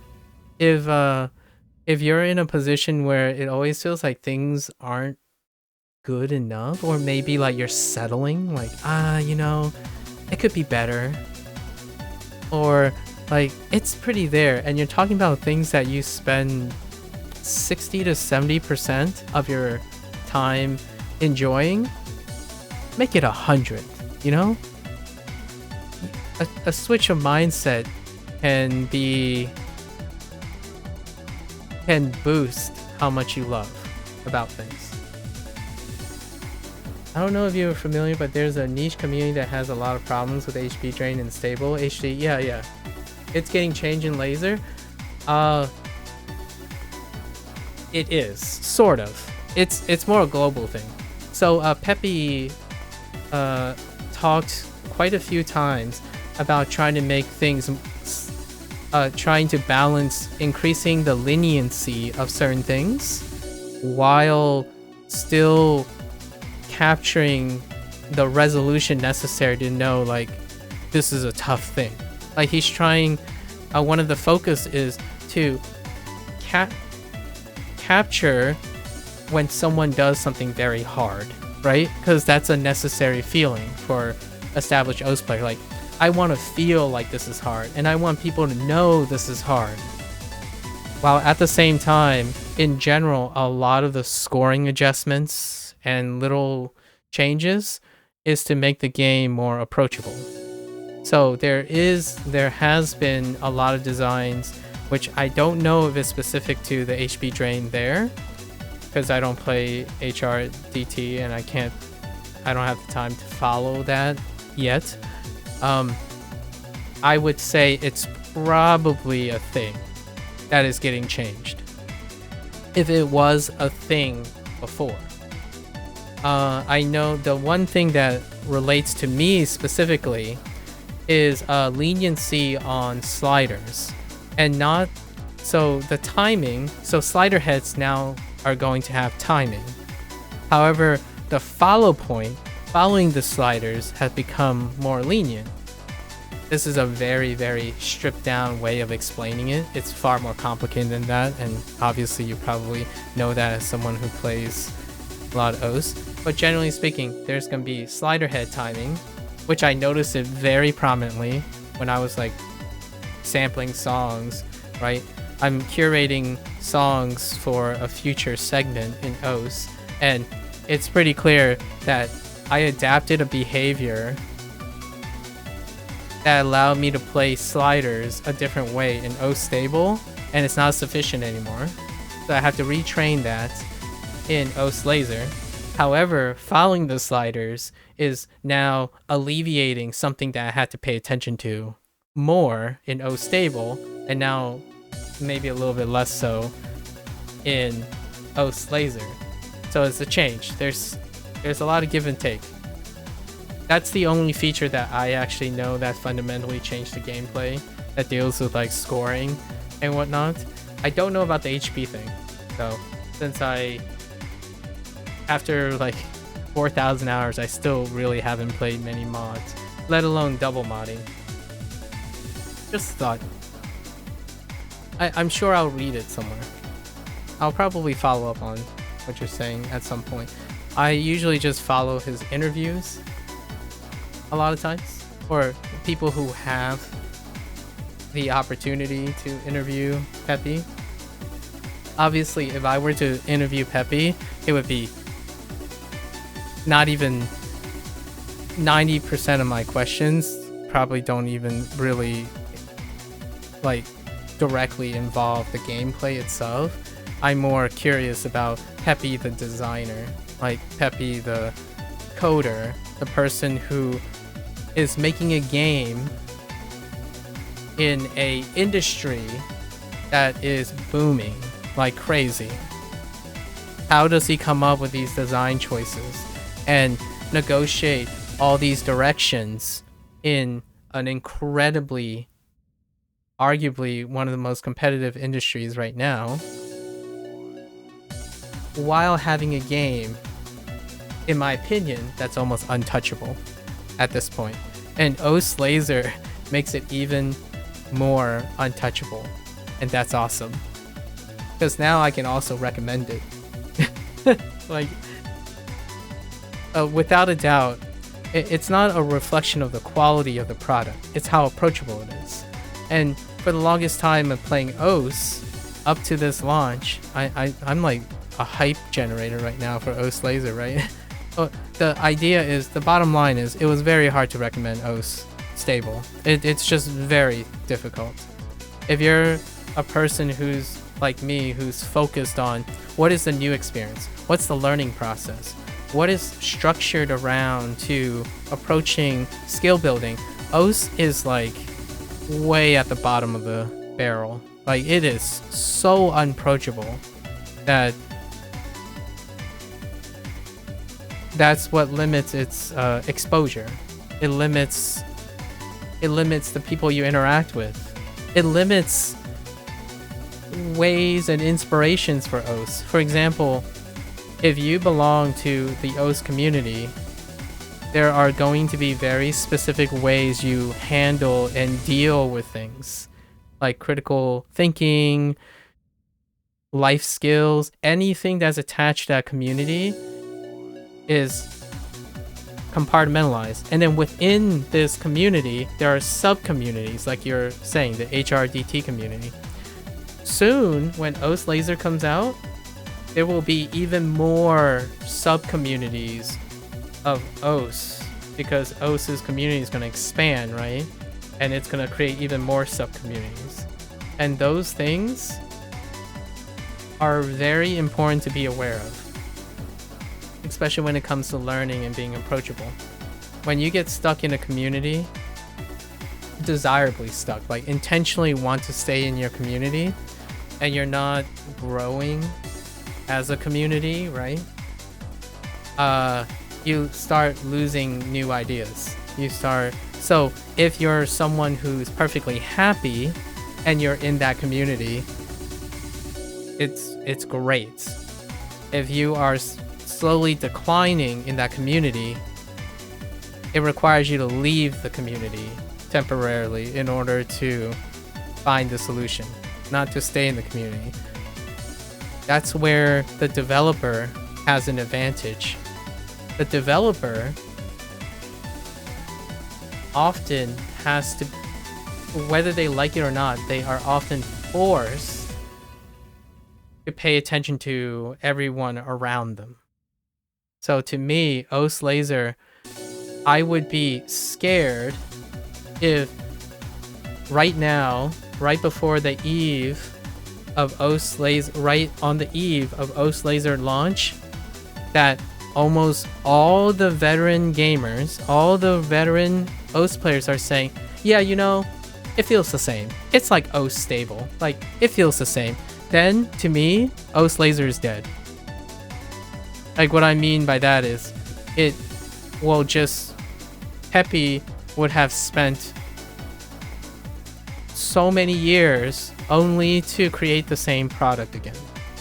And that would scream to me that their community was so strong and strong-arming Peppy that he gave up trying to change OS, trying to reach for new things, create more things into OS.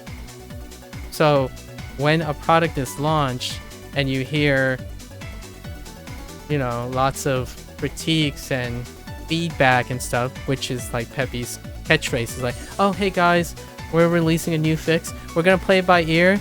We're constantly adjusting, right? So I'm gonna introduce another change and give me some feedback. Constantly give me feedback. That is the element of a developing person's, like a great person who understands that they're always constantly taking ideas. And because you know that person is constantly taking ideas, they are also being aware of everything outside. Why is that important? When you are a person who's consuming something, you are operating under the system of someone who's in control of that system. To me, I trust a developer who understands that they have a responsibility to constantly incorporate a bigger picture than the people they're catering to. When a community stagnates, it becomes intolerable and also restricts the creative freedom of the developer. It's often a lose-lose situation where the game is going to stagnate, the community is going to stagnate, and they will become more and more resistant to helping the game evolve and change. And if the developer is not doing that already and constantly rehashing the same system, then the system can't possibly change, which affects all the community, and the community will become used to it. And to me, for the longest time, the OS community has grown, included thanks to some creative content creators who are, you know, attracting other different types of OS players to create like different communities. However, this is the big deal. This is the big time. If you're an OS content creator, if you're someone who's really in love with OS, the thing you want for OS Laser is when you start it up, almost everything feels different. But the most important things to you feel similar. Not the same, similar. And mostly everything else feels different. What that tells you is that the developer you trust, the person who's designing your systems that are making you feel certain ways, is open-minded enough to inherently make you a more dynamic person. The reason why this is important, and I'm using OS and Peppy as an example, is because we're doing OS, right? We're playing OS. The idea is that this is what YouTube is doing. It's what Facebook is doing. It's what TikTok is doing. Only the concern right now is there's a concern that Facebook, TikTok, and YouTube might not necessarily be doing it in a manner that is sustainable. So who's responsible? Well, generally, the person who has the most privilege, the entity that has the most privilege of the system, is the first to get the responsibility hammer hit, right? Because now what do you have to do? Well, you know, TikTok has to make sure that their content doesn't mislead children to doing things that might be dangerous or misunderstood. YouTube has to moderate for misinformation, right? Facebook has to make sure that the addictive quality doesn't interfere with the daily functions of younger people. So in this way, it's not that far from that. And to me, it's the most exciting part of OS. Like, I don't pass the whole like OSU World Cup. I know this is gonna be a minor opinion because I'm not attached to OS in the same way, but I watch OS World Cup. I watch like tournaments here and there. I even have personal friends that are incredibly life-defined by this game. And the most exciting thing I can see personally is that if I had an interview with Peppy, right, the first thing I would say is, thank you for staying true to yourself and being a creator. Because when a creator stagnates, the product that they make that almost defines a generation of people, they stagnate too. And whether Peppy is intentionally or unintentionally doing it, he has the mind, this Peppy & Co. has the mind and the building philosophy to constantly look and aspire for new things. What does that not look like when you don't have a developer or someone that's like that? You get the same game like 17 times in a row. And when I say 17 times, I'm thinking of a very specific series. If you ever play a Dynasty Warrior series, the Musuo series, you'll know what I mean. And no, they're not unpopular and don't make a lot of money. They make a lot of money. That's why they keep iterating on that formula.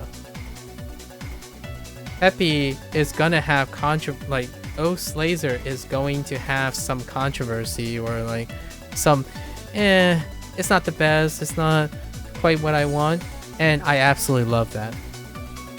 To me, as someone who deals with people or feel like I need to help people who are stuck in a routine that might not necessarily be very like uplifting, like they're like either cruising or declining, this is it. This is what it looks like in game form. If your life feels like it's OS and you're now having to contend with the idea of moving to OS Laser, and if you literally move to OS Laser today and say, I dig it, then I am more likely to believe that you're a healthy person and have all the tools to be incredibly healthy, as in both mind, body, and spirit. If you're someone who says, man, I just want to stick to OS stable, like why do they have to like force this on everyone, then I'm very worried about you. Like I would be very concerned for someone who feels that way.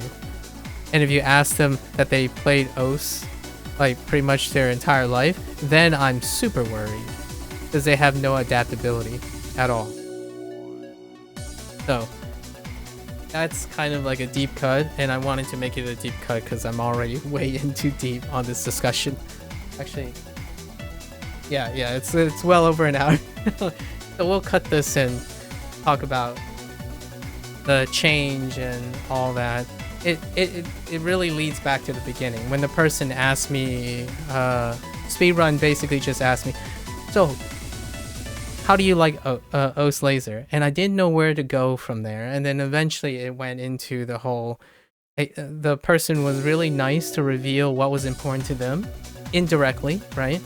And then I was doing a very quick analysis of it and then shared a little bit of my thoughts about it. And it led to this discussion. Because OS Laser, to me, is the biggest thing that's happened to OS. Usually, when it comes to legacy games, the biggest and most controversial, it's big because it's controversial, is when it reaches the next iteration. And I was personally, 3 or 4 years ago, OS Laser was still a talk because I like to follow development. And I was really worried Honestly, I was worried for the very reason other people aren't worried about. And that's the idea that Peppy was just going to have a quality life update to OS stable. And you know what's funny about that? If you're talking about 3 to 4 years ago, the same people who want it to feel the same and it has to feel the same are also the people who say, OS laser, it's just OS stable, but with like more problems, right? And that is, to me, is a developer's worst nightmare. The moment you hear the people you cater to, like taking feedback and stuff, saying, oh, well, it's about the same, so I'm just gonna stick to the previous version. That's a reflection of yourself as a developer. Like, you start thinking, wait, am I really making the same game again? Like, nothing has changed? If a developer takes the risk and it becomes worse, that's a place to improve. If it gets better, then you have improved. So that's not stagnation. Trying and getting worse and trying and getting better, that's not stagnation. That's trying things. So 3 years ago, I would say even 4 years ago, when I started, maybe a year in, and I was looking at, oh, maybe OS is going to have a new version sometime. The comment that I hear most of the time is like, oh yeah, as long as it's exactly the same as stable, I'm fine. And then followed up by the same comments on, oh, I won't use OS laser because it does everything. OS stable does everything OS laser does. And that's why do I need to change if this still works, right? That's when I started thinking to myself, OS is going to slowly die out. It's gonna decline over the years. It's like you have to get really lucky that your product that stayed the same suddenly gets an uptrend. It does happen. Like, for example, fantasy right now, all the people from D&D and Lord of the Rings and stuff suddenly get a boon because the stars aligned and it went up. It's not that fantasy changed dramatically. It didn't. It only changed after it went uptrend. When it became an uptrend, they start designing new things to bring more people in. Peppy did the same. Peppy made OS laser. Peppy and his colleagues made OS laser into something that isn't just the same product that everyone wants. Right? Everyone as in the legacy community. And even after playing 4 years, this is probably the most exciting thing to me. Because I like being refreshed. I love being new. So, what is my goal most of the time? Get used to the new things. How fast can I get used to the new things? How fast can I appreciate the new things or learn from the new things? I'm not trying to diminish all the efforts and all the stuff that I use in OS stable. They're always going to be with me. It's not going anywhere. It's going to be with me. Like the skills and whatnot and the knowledge, right? Now I'm just interested in acquiring new things. Instead of spending another 6 hours every single day repeating and getting using the same UI, now I get to do new things. Even the song select is refreshing. I've already encountered resistance for myself, like for example the double sorting that I talked about yesterday. It's a change, and now I am doing it this way because you can't do it the other way back in OS stable, and that's just problem solving. It's just learning problem solving, and that's the mastery skill that I would say I can offer a masterclass in. I hope you end up liking OS Laser Worm, because it's really good, in my opinion. I like the idea that you found something from that isn't there, and you're willing to say, it's either going to be okay or you're going to get used to it. Because that to me means that you're someone who is dynamically changing their conditions, as opposed to someone you might be able to hear. It's like, you know what? I don't care. OS Laser is going to launch. OS Stable is just going to still be developed in parallel, right? So I'll just stick to OS Stable. That I can be a little bit more concerned about. Because it's someone who stagnates deliberately. And stagnation is only great until it's not sustainable. So if you stagnate and you stay happy until you die, you know, like, for your mortal life, then all the power to you. What the people I talk to and the people I want to get to know all the time are those people who know how to express themselves, know that things change, know how to deal with them if they so choose, or know how to take advantage of them. And the whole fading thing, the circle fading thing, I'm curious, actually. I'm really curious. I'm gonna look it up and see what that's about. The hidden thing fading. I know that Sun tried the hidden mod briefly when we were talking in private. I'm not sure if it was like super apparent to him because it was just the one circle. I'm kind of curious if it was intended or not. Anyways, long digression. We're still gonna continue warming up where we left off. It's always worth talking about stuff. And it's even... Oh, wait.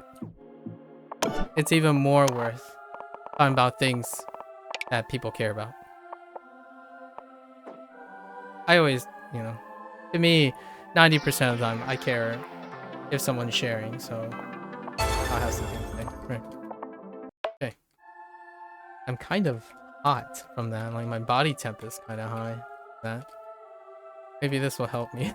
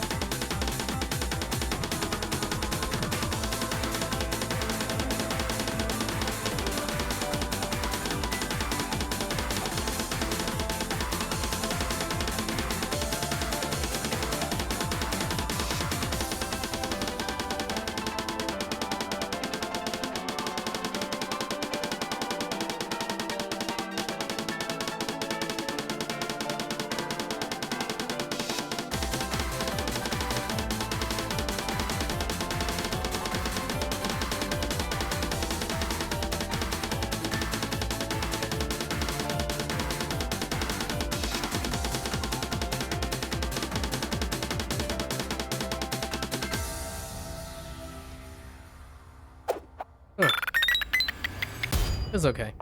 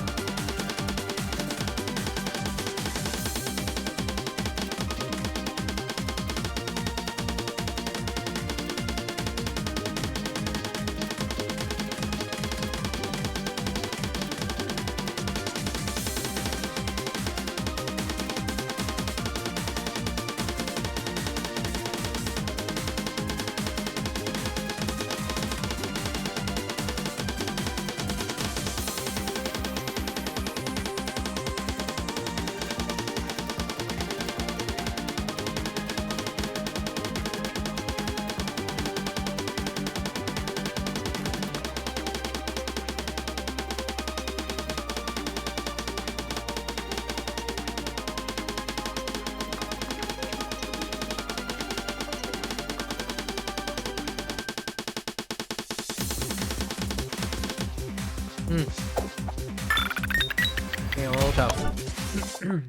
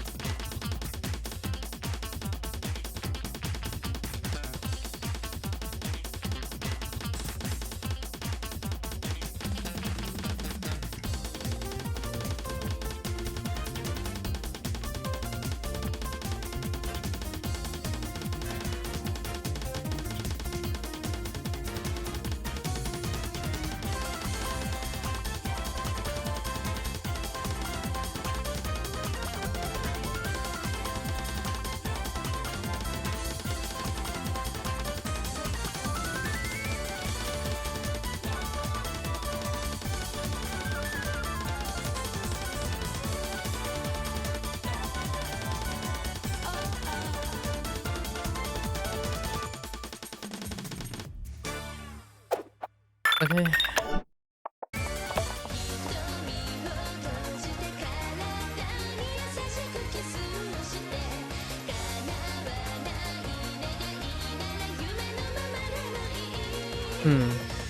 Maybe we'll just go up to 175 today. Or just 180 and then drop.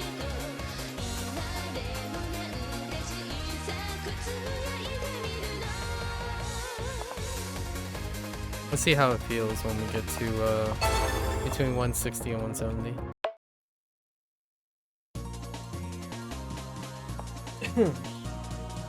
Excuse me.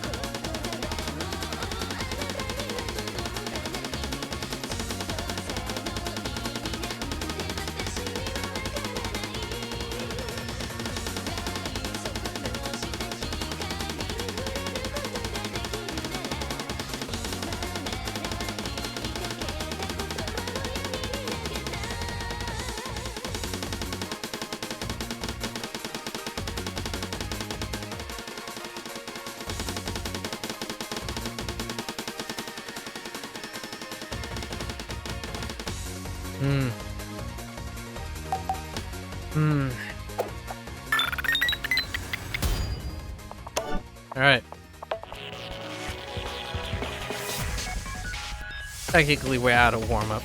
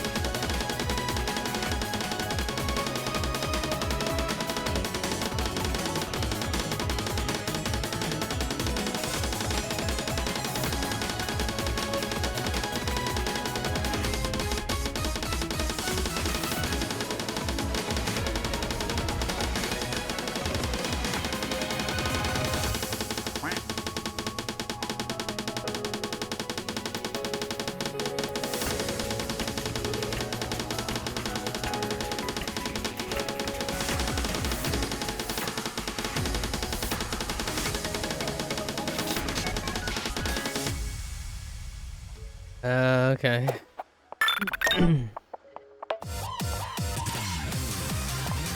Warm-up extended.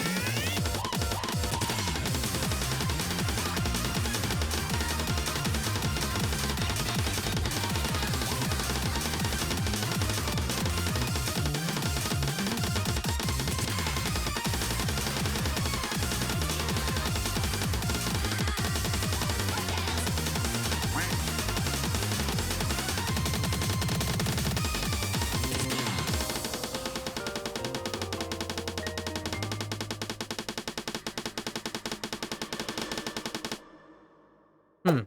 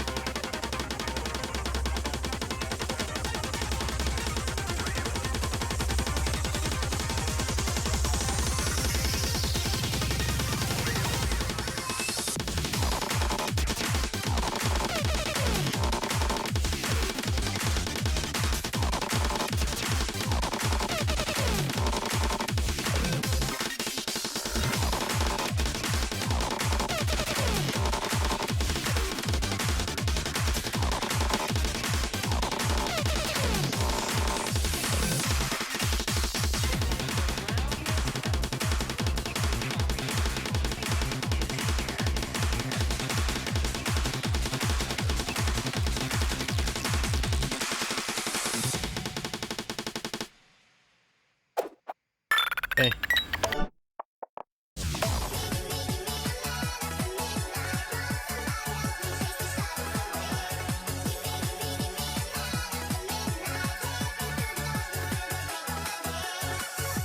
Not the most ideal climb, I would say. That's alright.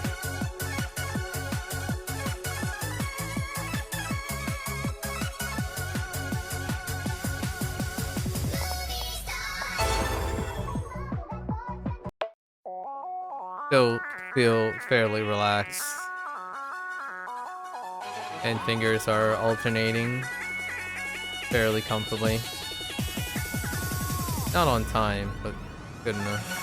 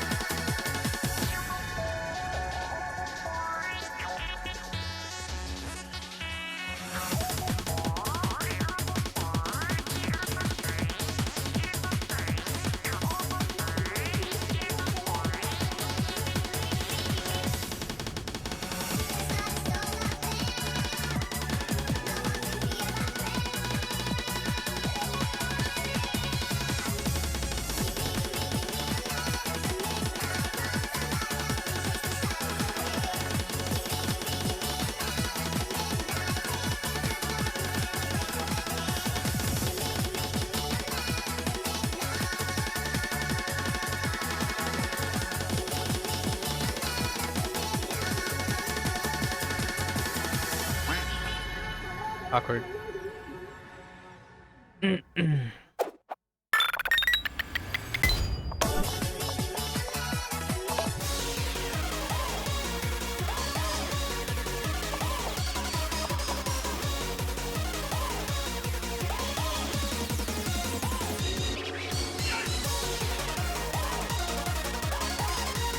I kind of really think this song is quite jammin'. There's some serious energy in this one.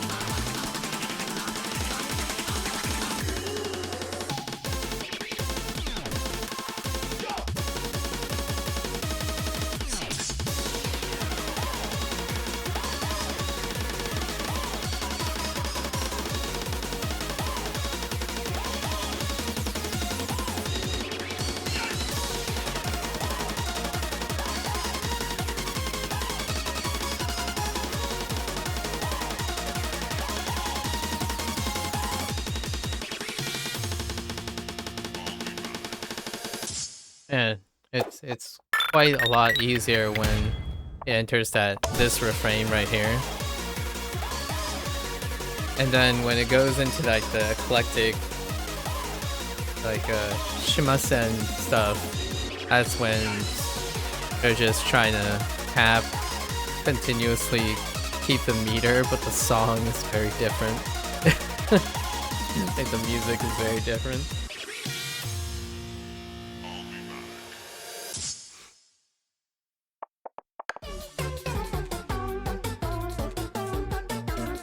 Dun dun dun dun dun dun dun dun dun dun dun. Boy.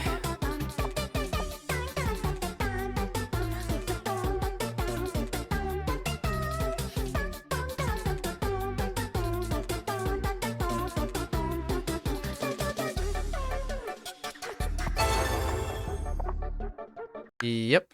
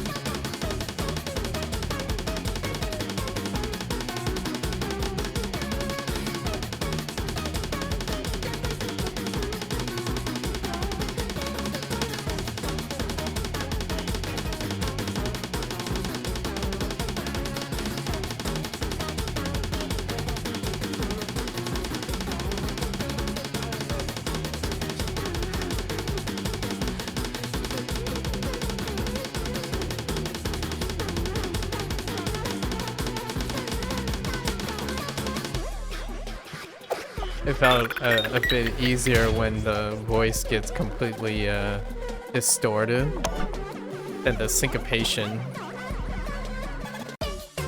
When this part, when it's like syncopating like that, that's definitely not what you're trying to remember the meter to.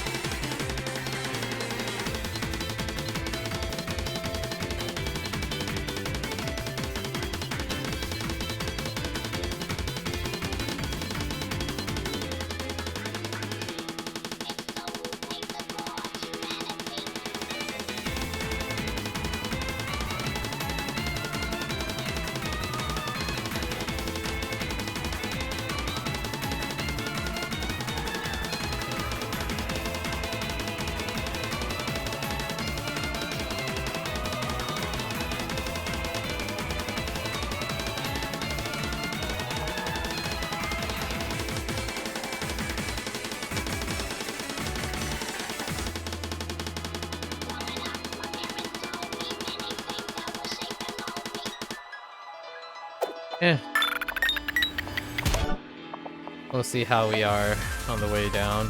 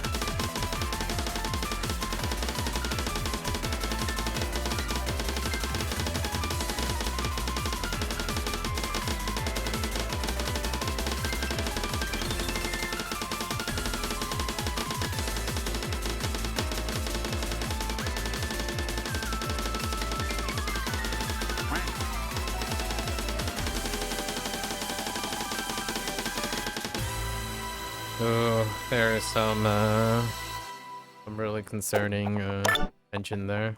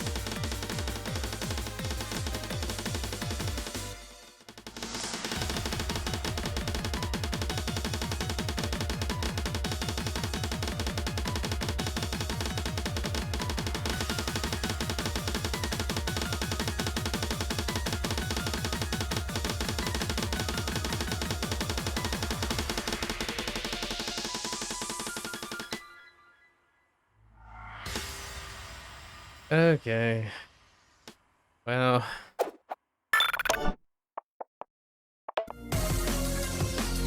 Alright. Well, we finally got to the most relaxing part of our daily routine, I suppose. This is where we just move our fingers and not think about all the stuff that just happened.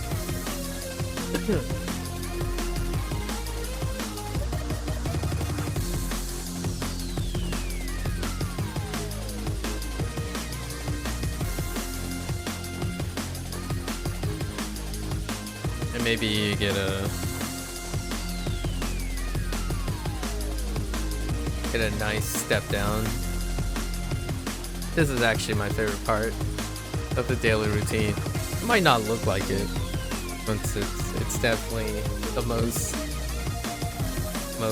varied experience part.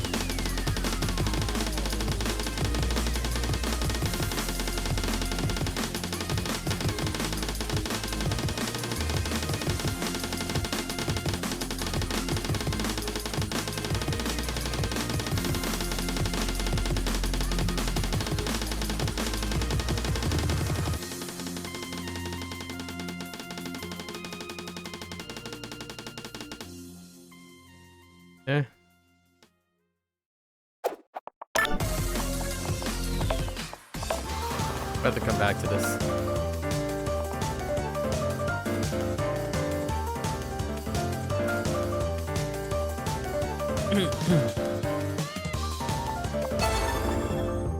The meow always gets me to smile.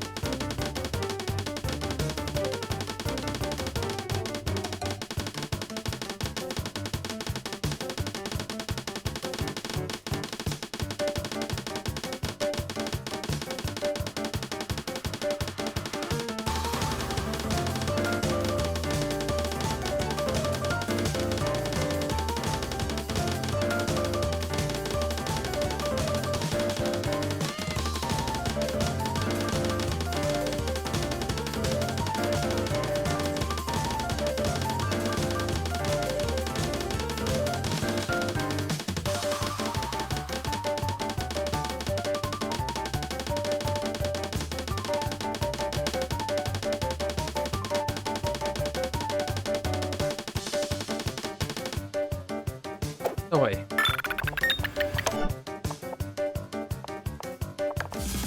Let's rock it.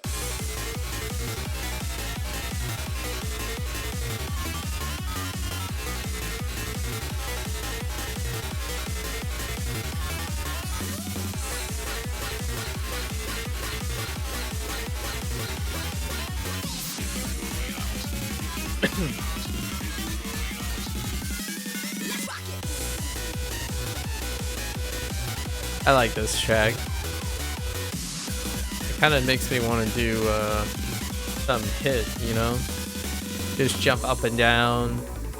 Maybe kick something very, very furiously quick. Just makes me want to jump a lot.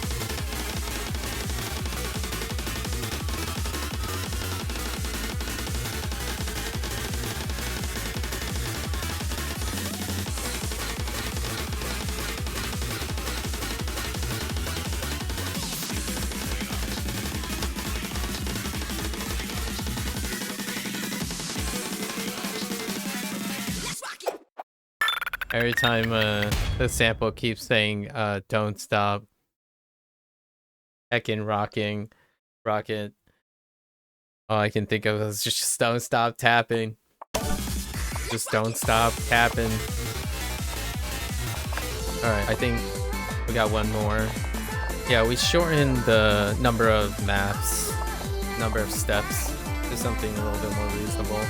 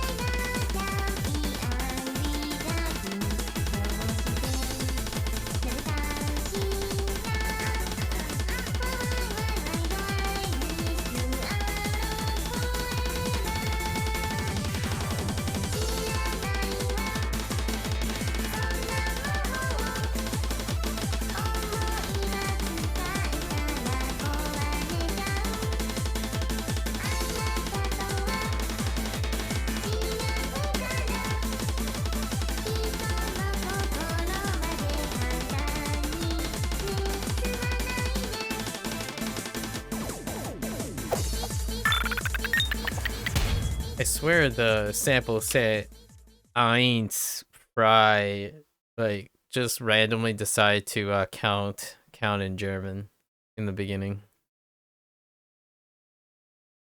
Like I'm guessing they're when they were saying like each, and then they said ni san, and then sun, and then went 1 2 3 in German or something.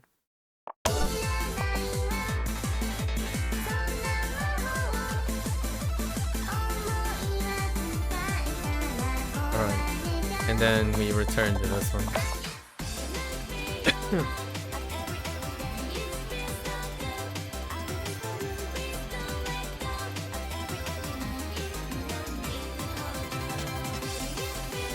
Kind of a weird, like knot, like stiffest knot in my thumb, of all places.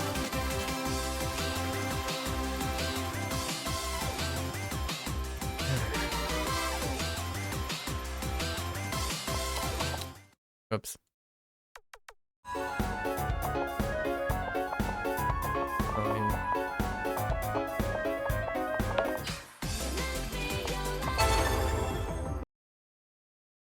What? Okay. That's new. That hasn't happened before. Those laser just quit out. That was weird. Welcome to us.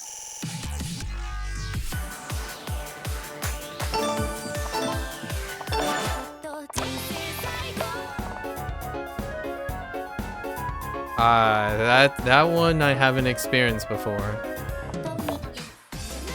That's definitely new. That's a little scary. Those just quit out. Like just hard close. Okay. Oops.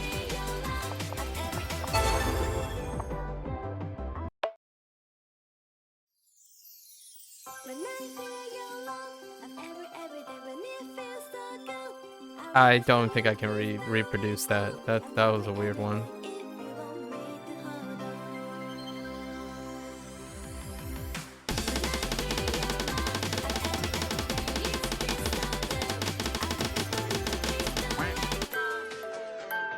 Right, of course. Presets again. That's a personal request of mine. Preset. When I feel your love, every day when it feels so good, I request for you, please don't let go. Every night if you want me to hold on.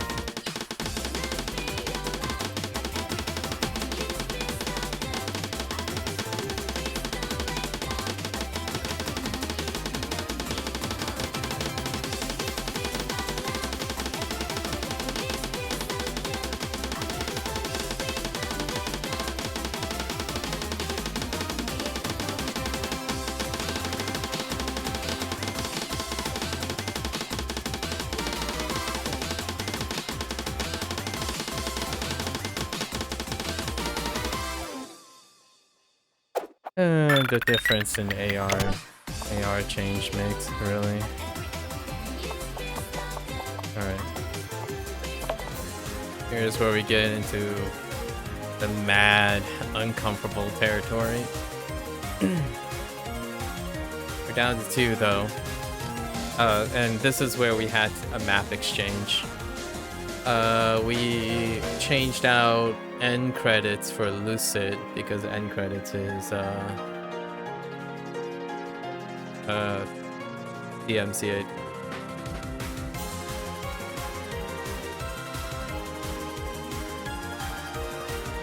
Copyright claim. Which is quite typical because there are also vocals in it.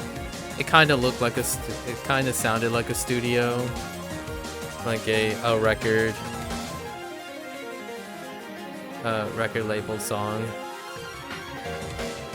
Apparently it was sometime before 2013. Don't remember the artist though. It's Rin, somewhere in the video that's gonna go up of yesterday's thing.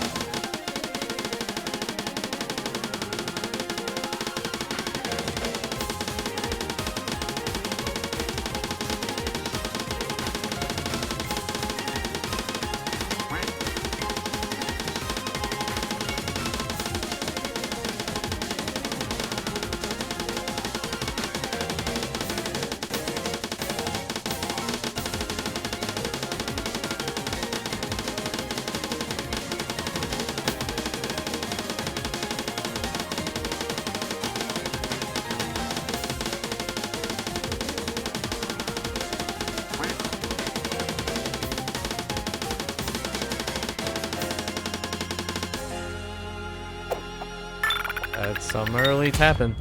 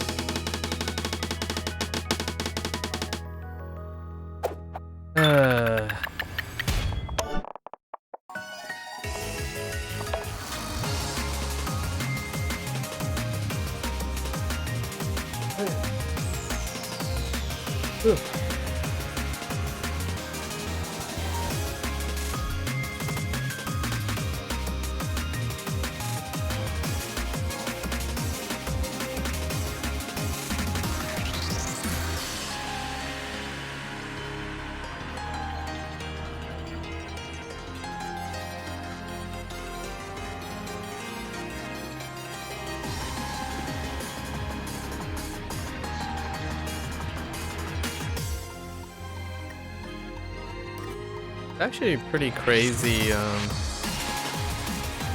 like the new weight system, the way they weighted how combos work, like whether it's towards the end or the beginning, how much of the score difference it makes. Because you can even see in the no fail, where like for example holding combo here is substantially less than higher act and holding combo here. This happened a couple times. It might also be lining up with a recent change. Let's see, one day. It might have been a change too. 3, 2. Oh, actually no, not particularly. Still repeat. I guess it's within the day. I know there was a bit of a change for the currents, where you break is also weighted differently.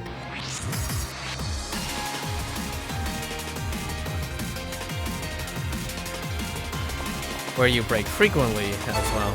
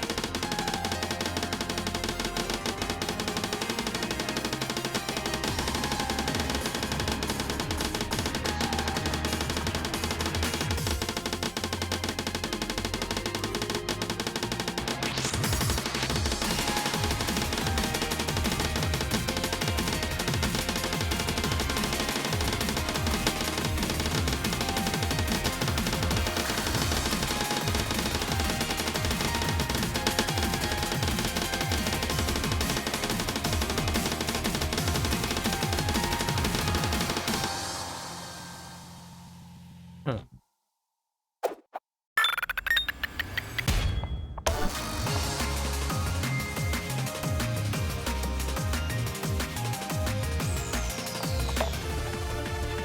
Alright.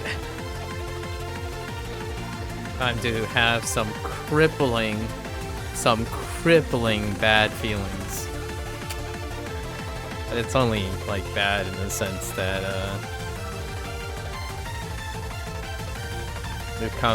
this is where the humbling feeling of, why does my hand not do what my brain wants it to do, kind of thing, right?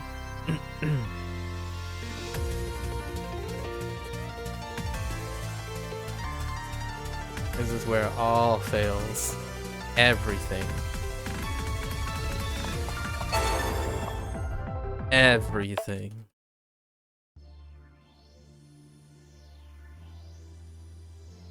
There'll be slamming, there'll be double tapping, there'll be everything. It's like rolling in the mud. Enjoy the ride.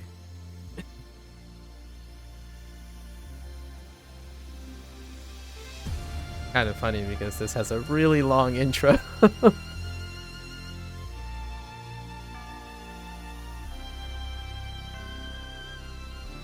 has like a primer section and an extended version, and then just do the finish line.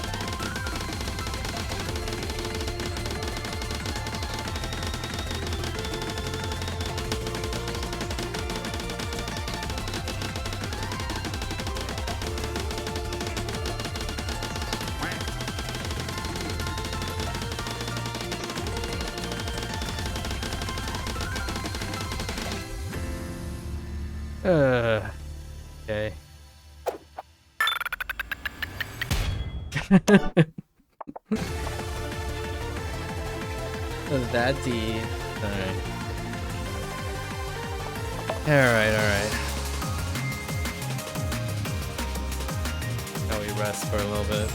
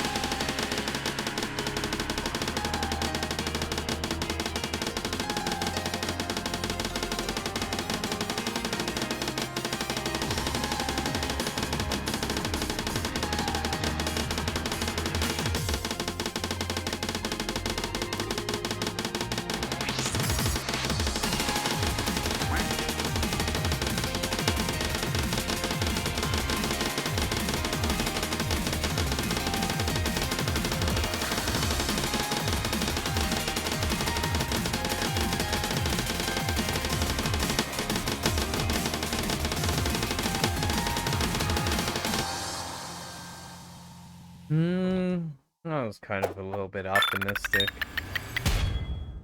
I would get above 80 there. That's a little disappointing. Just slightly.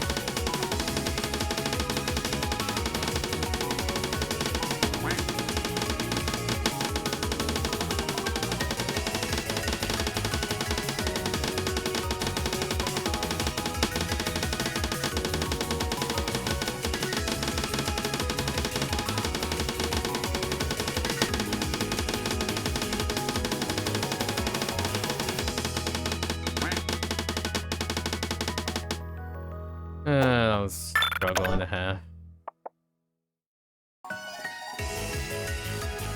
About the same place.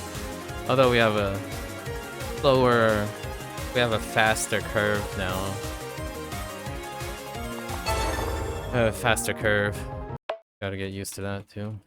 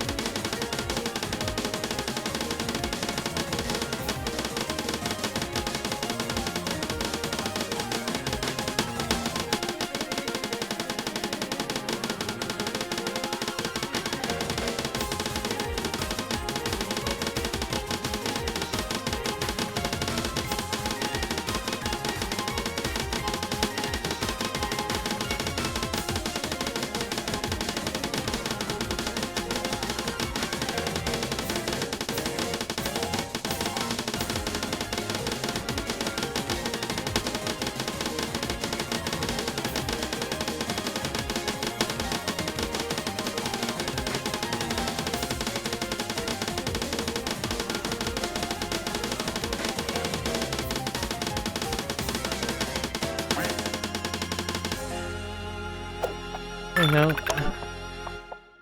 Not today. Definitely not today.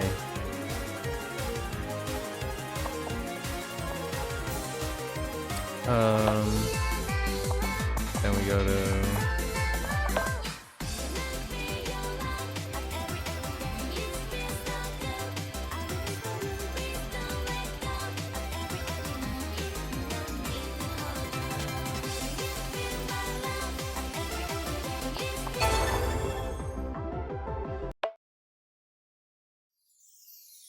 When I feel your love, and every day when it feels so good, I request for you, please don't let go.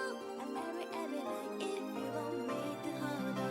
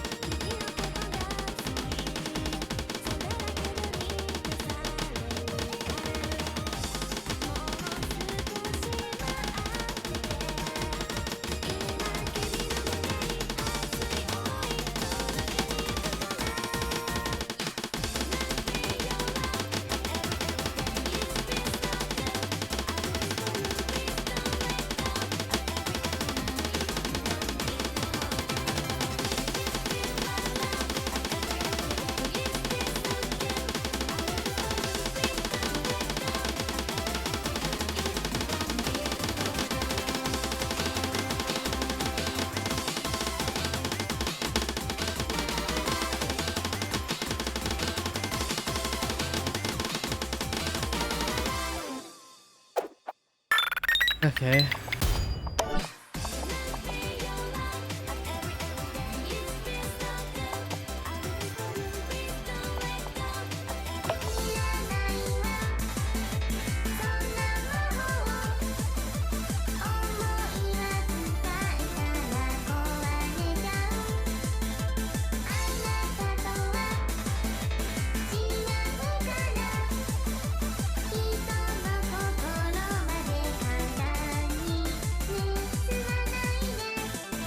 Oops.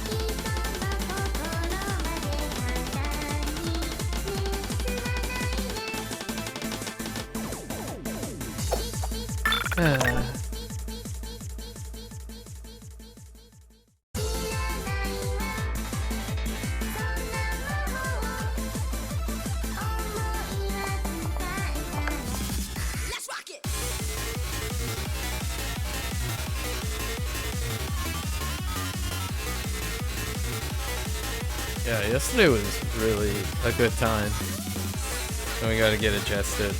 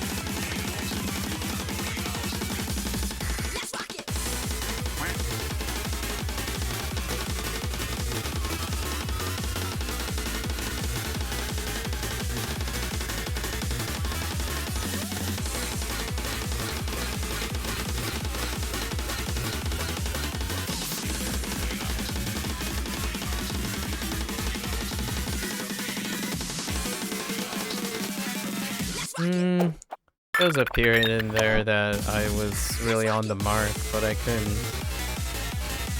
hold on to it. Two periods. It's okay.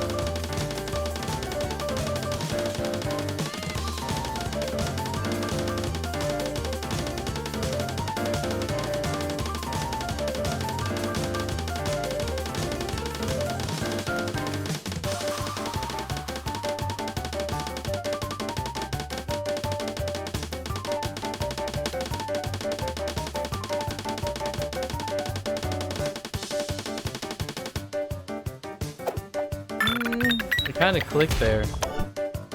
There was definitely some clicking. Okay.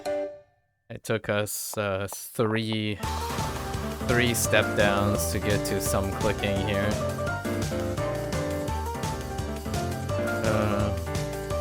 It checks out because of the abbreviated.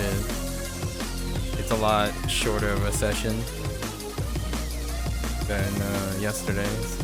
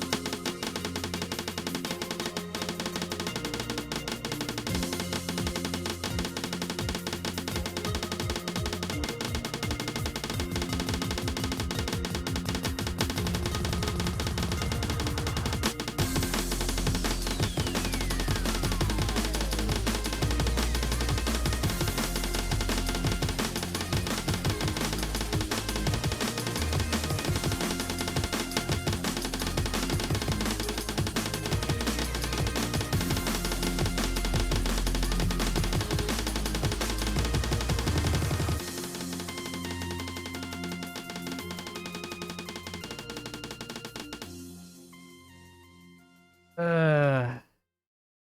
I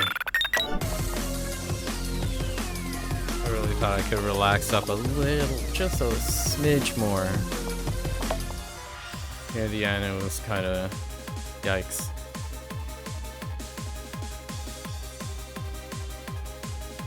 All right, that's the endurance portion. Endurance portion stepping down.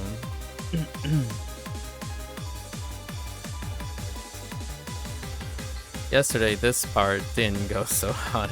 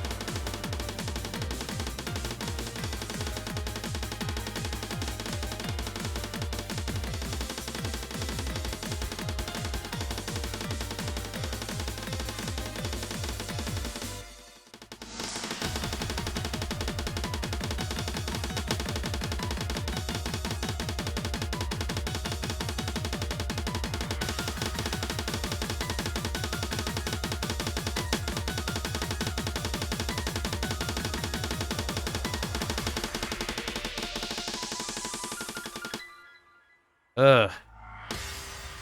There's some serious speed up issues there. So many speed up issues. Alright.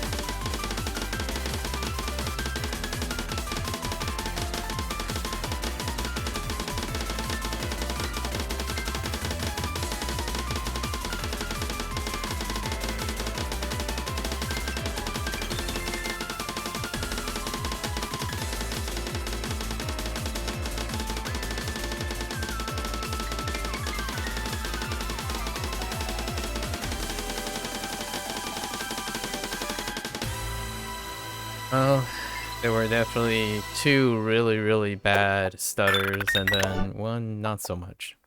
But that threw off everything. That's okay. I'll take 3. 3 is okay. That's tolerable.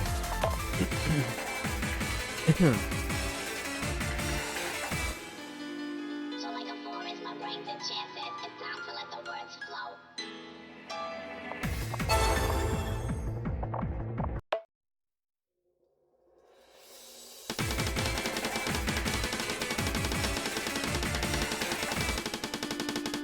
a forest, my brain enchants it. It's time to let the words flow.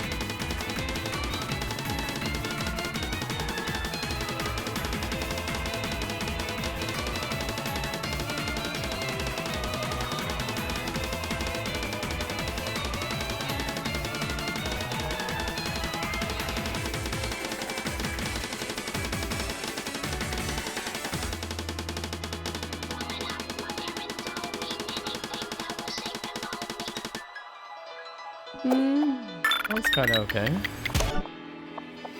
I'll take it.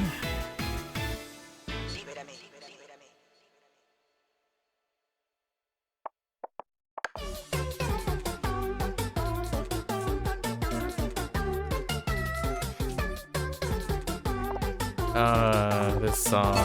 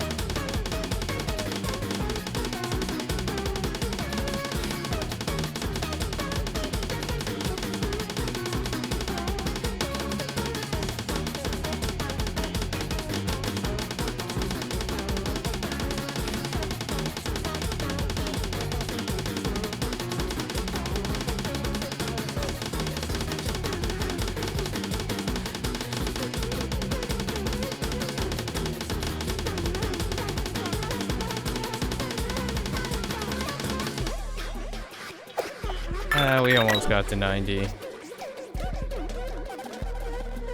started, Hey, Yoro.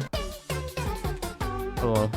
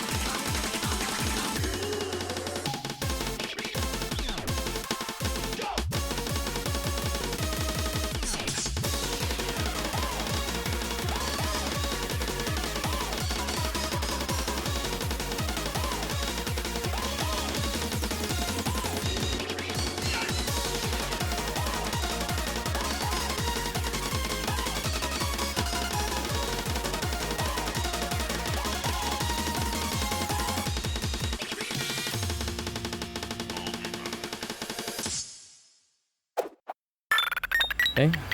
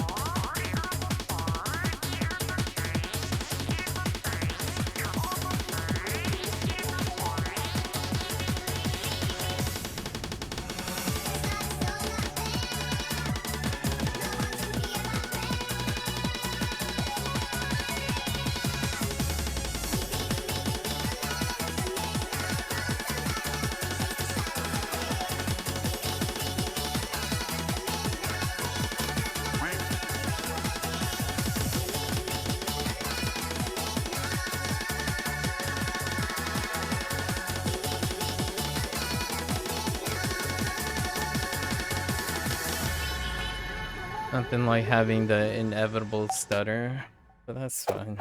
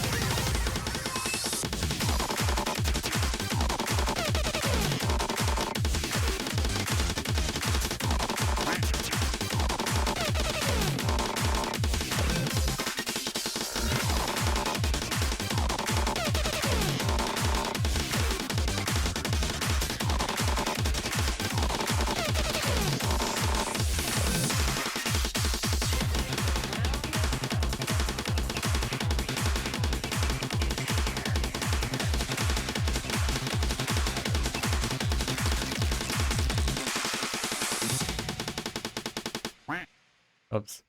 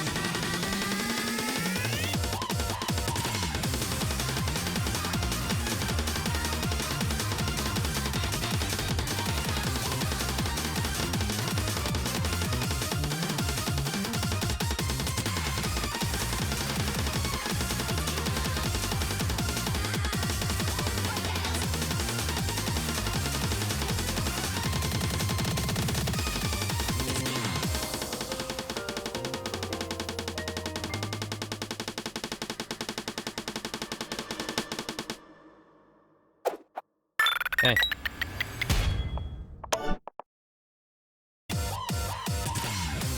Okay.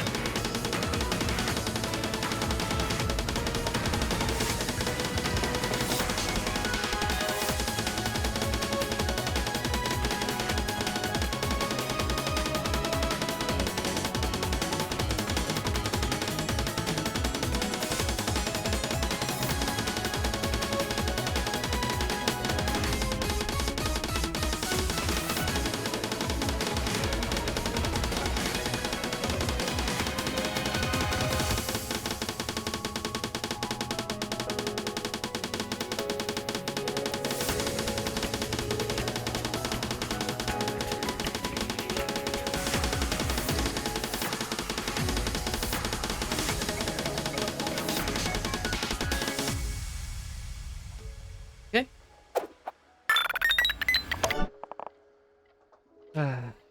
So that's a wrap for today. We did some accelerated work. I think it takes about 2 hours going up and down. And then spend like 2 hours discussing stuff.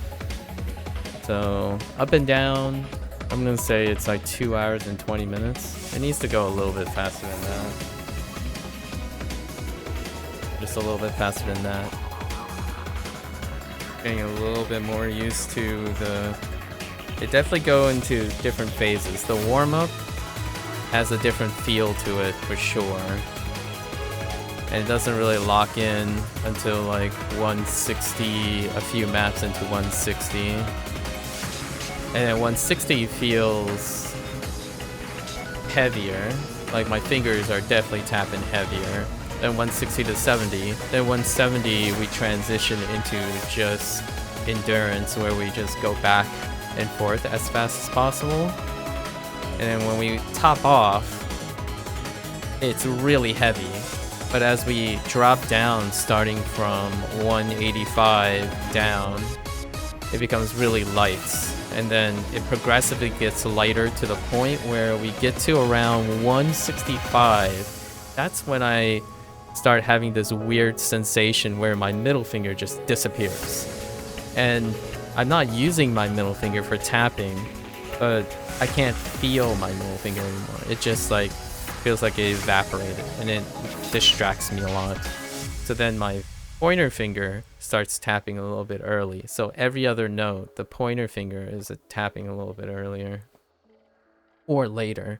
So it's like every other note, it's slightly, when we hit the, I don't know, the OD 8.3 ones, right? Like,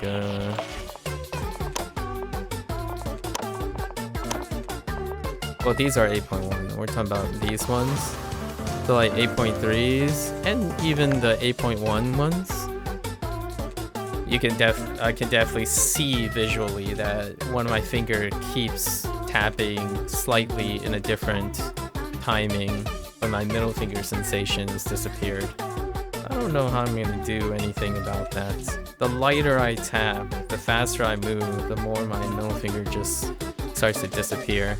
And I kind of like that feeling. I'm so used to feeling the movement, slight movement in the middle finger when I'm tapping with my ring finger. Well, anyways. Some weird sensations. Nothing like alarming.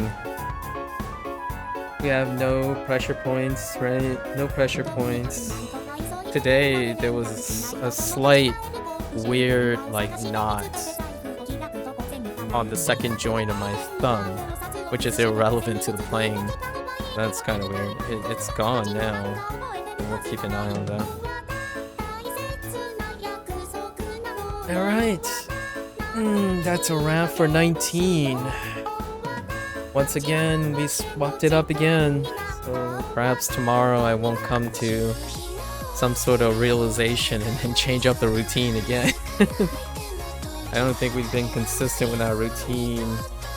Only 2 of the 19 days there was some consistency in the routine.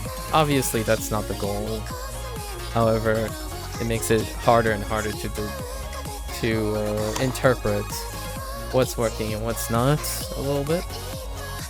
But overall, no fatigue buildups, no pressure points. We can do this. I think we're clear to if nothing changes, right? If we don't change up our routine. I think 31 days is pretty clear. Like consecutive 31 days is not too bad. Alright. Alrightos. I'll see you next time. See you next time.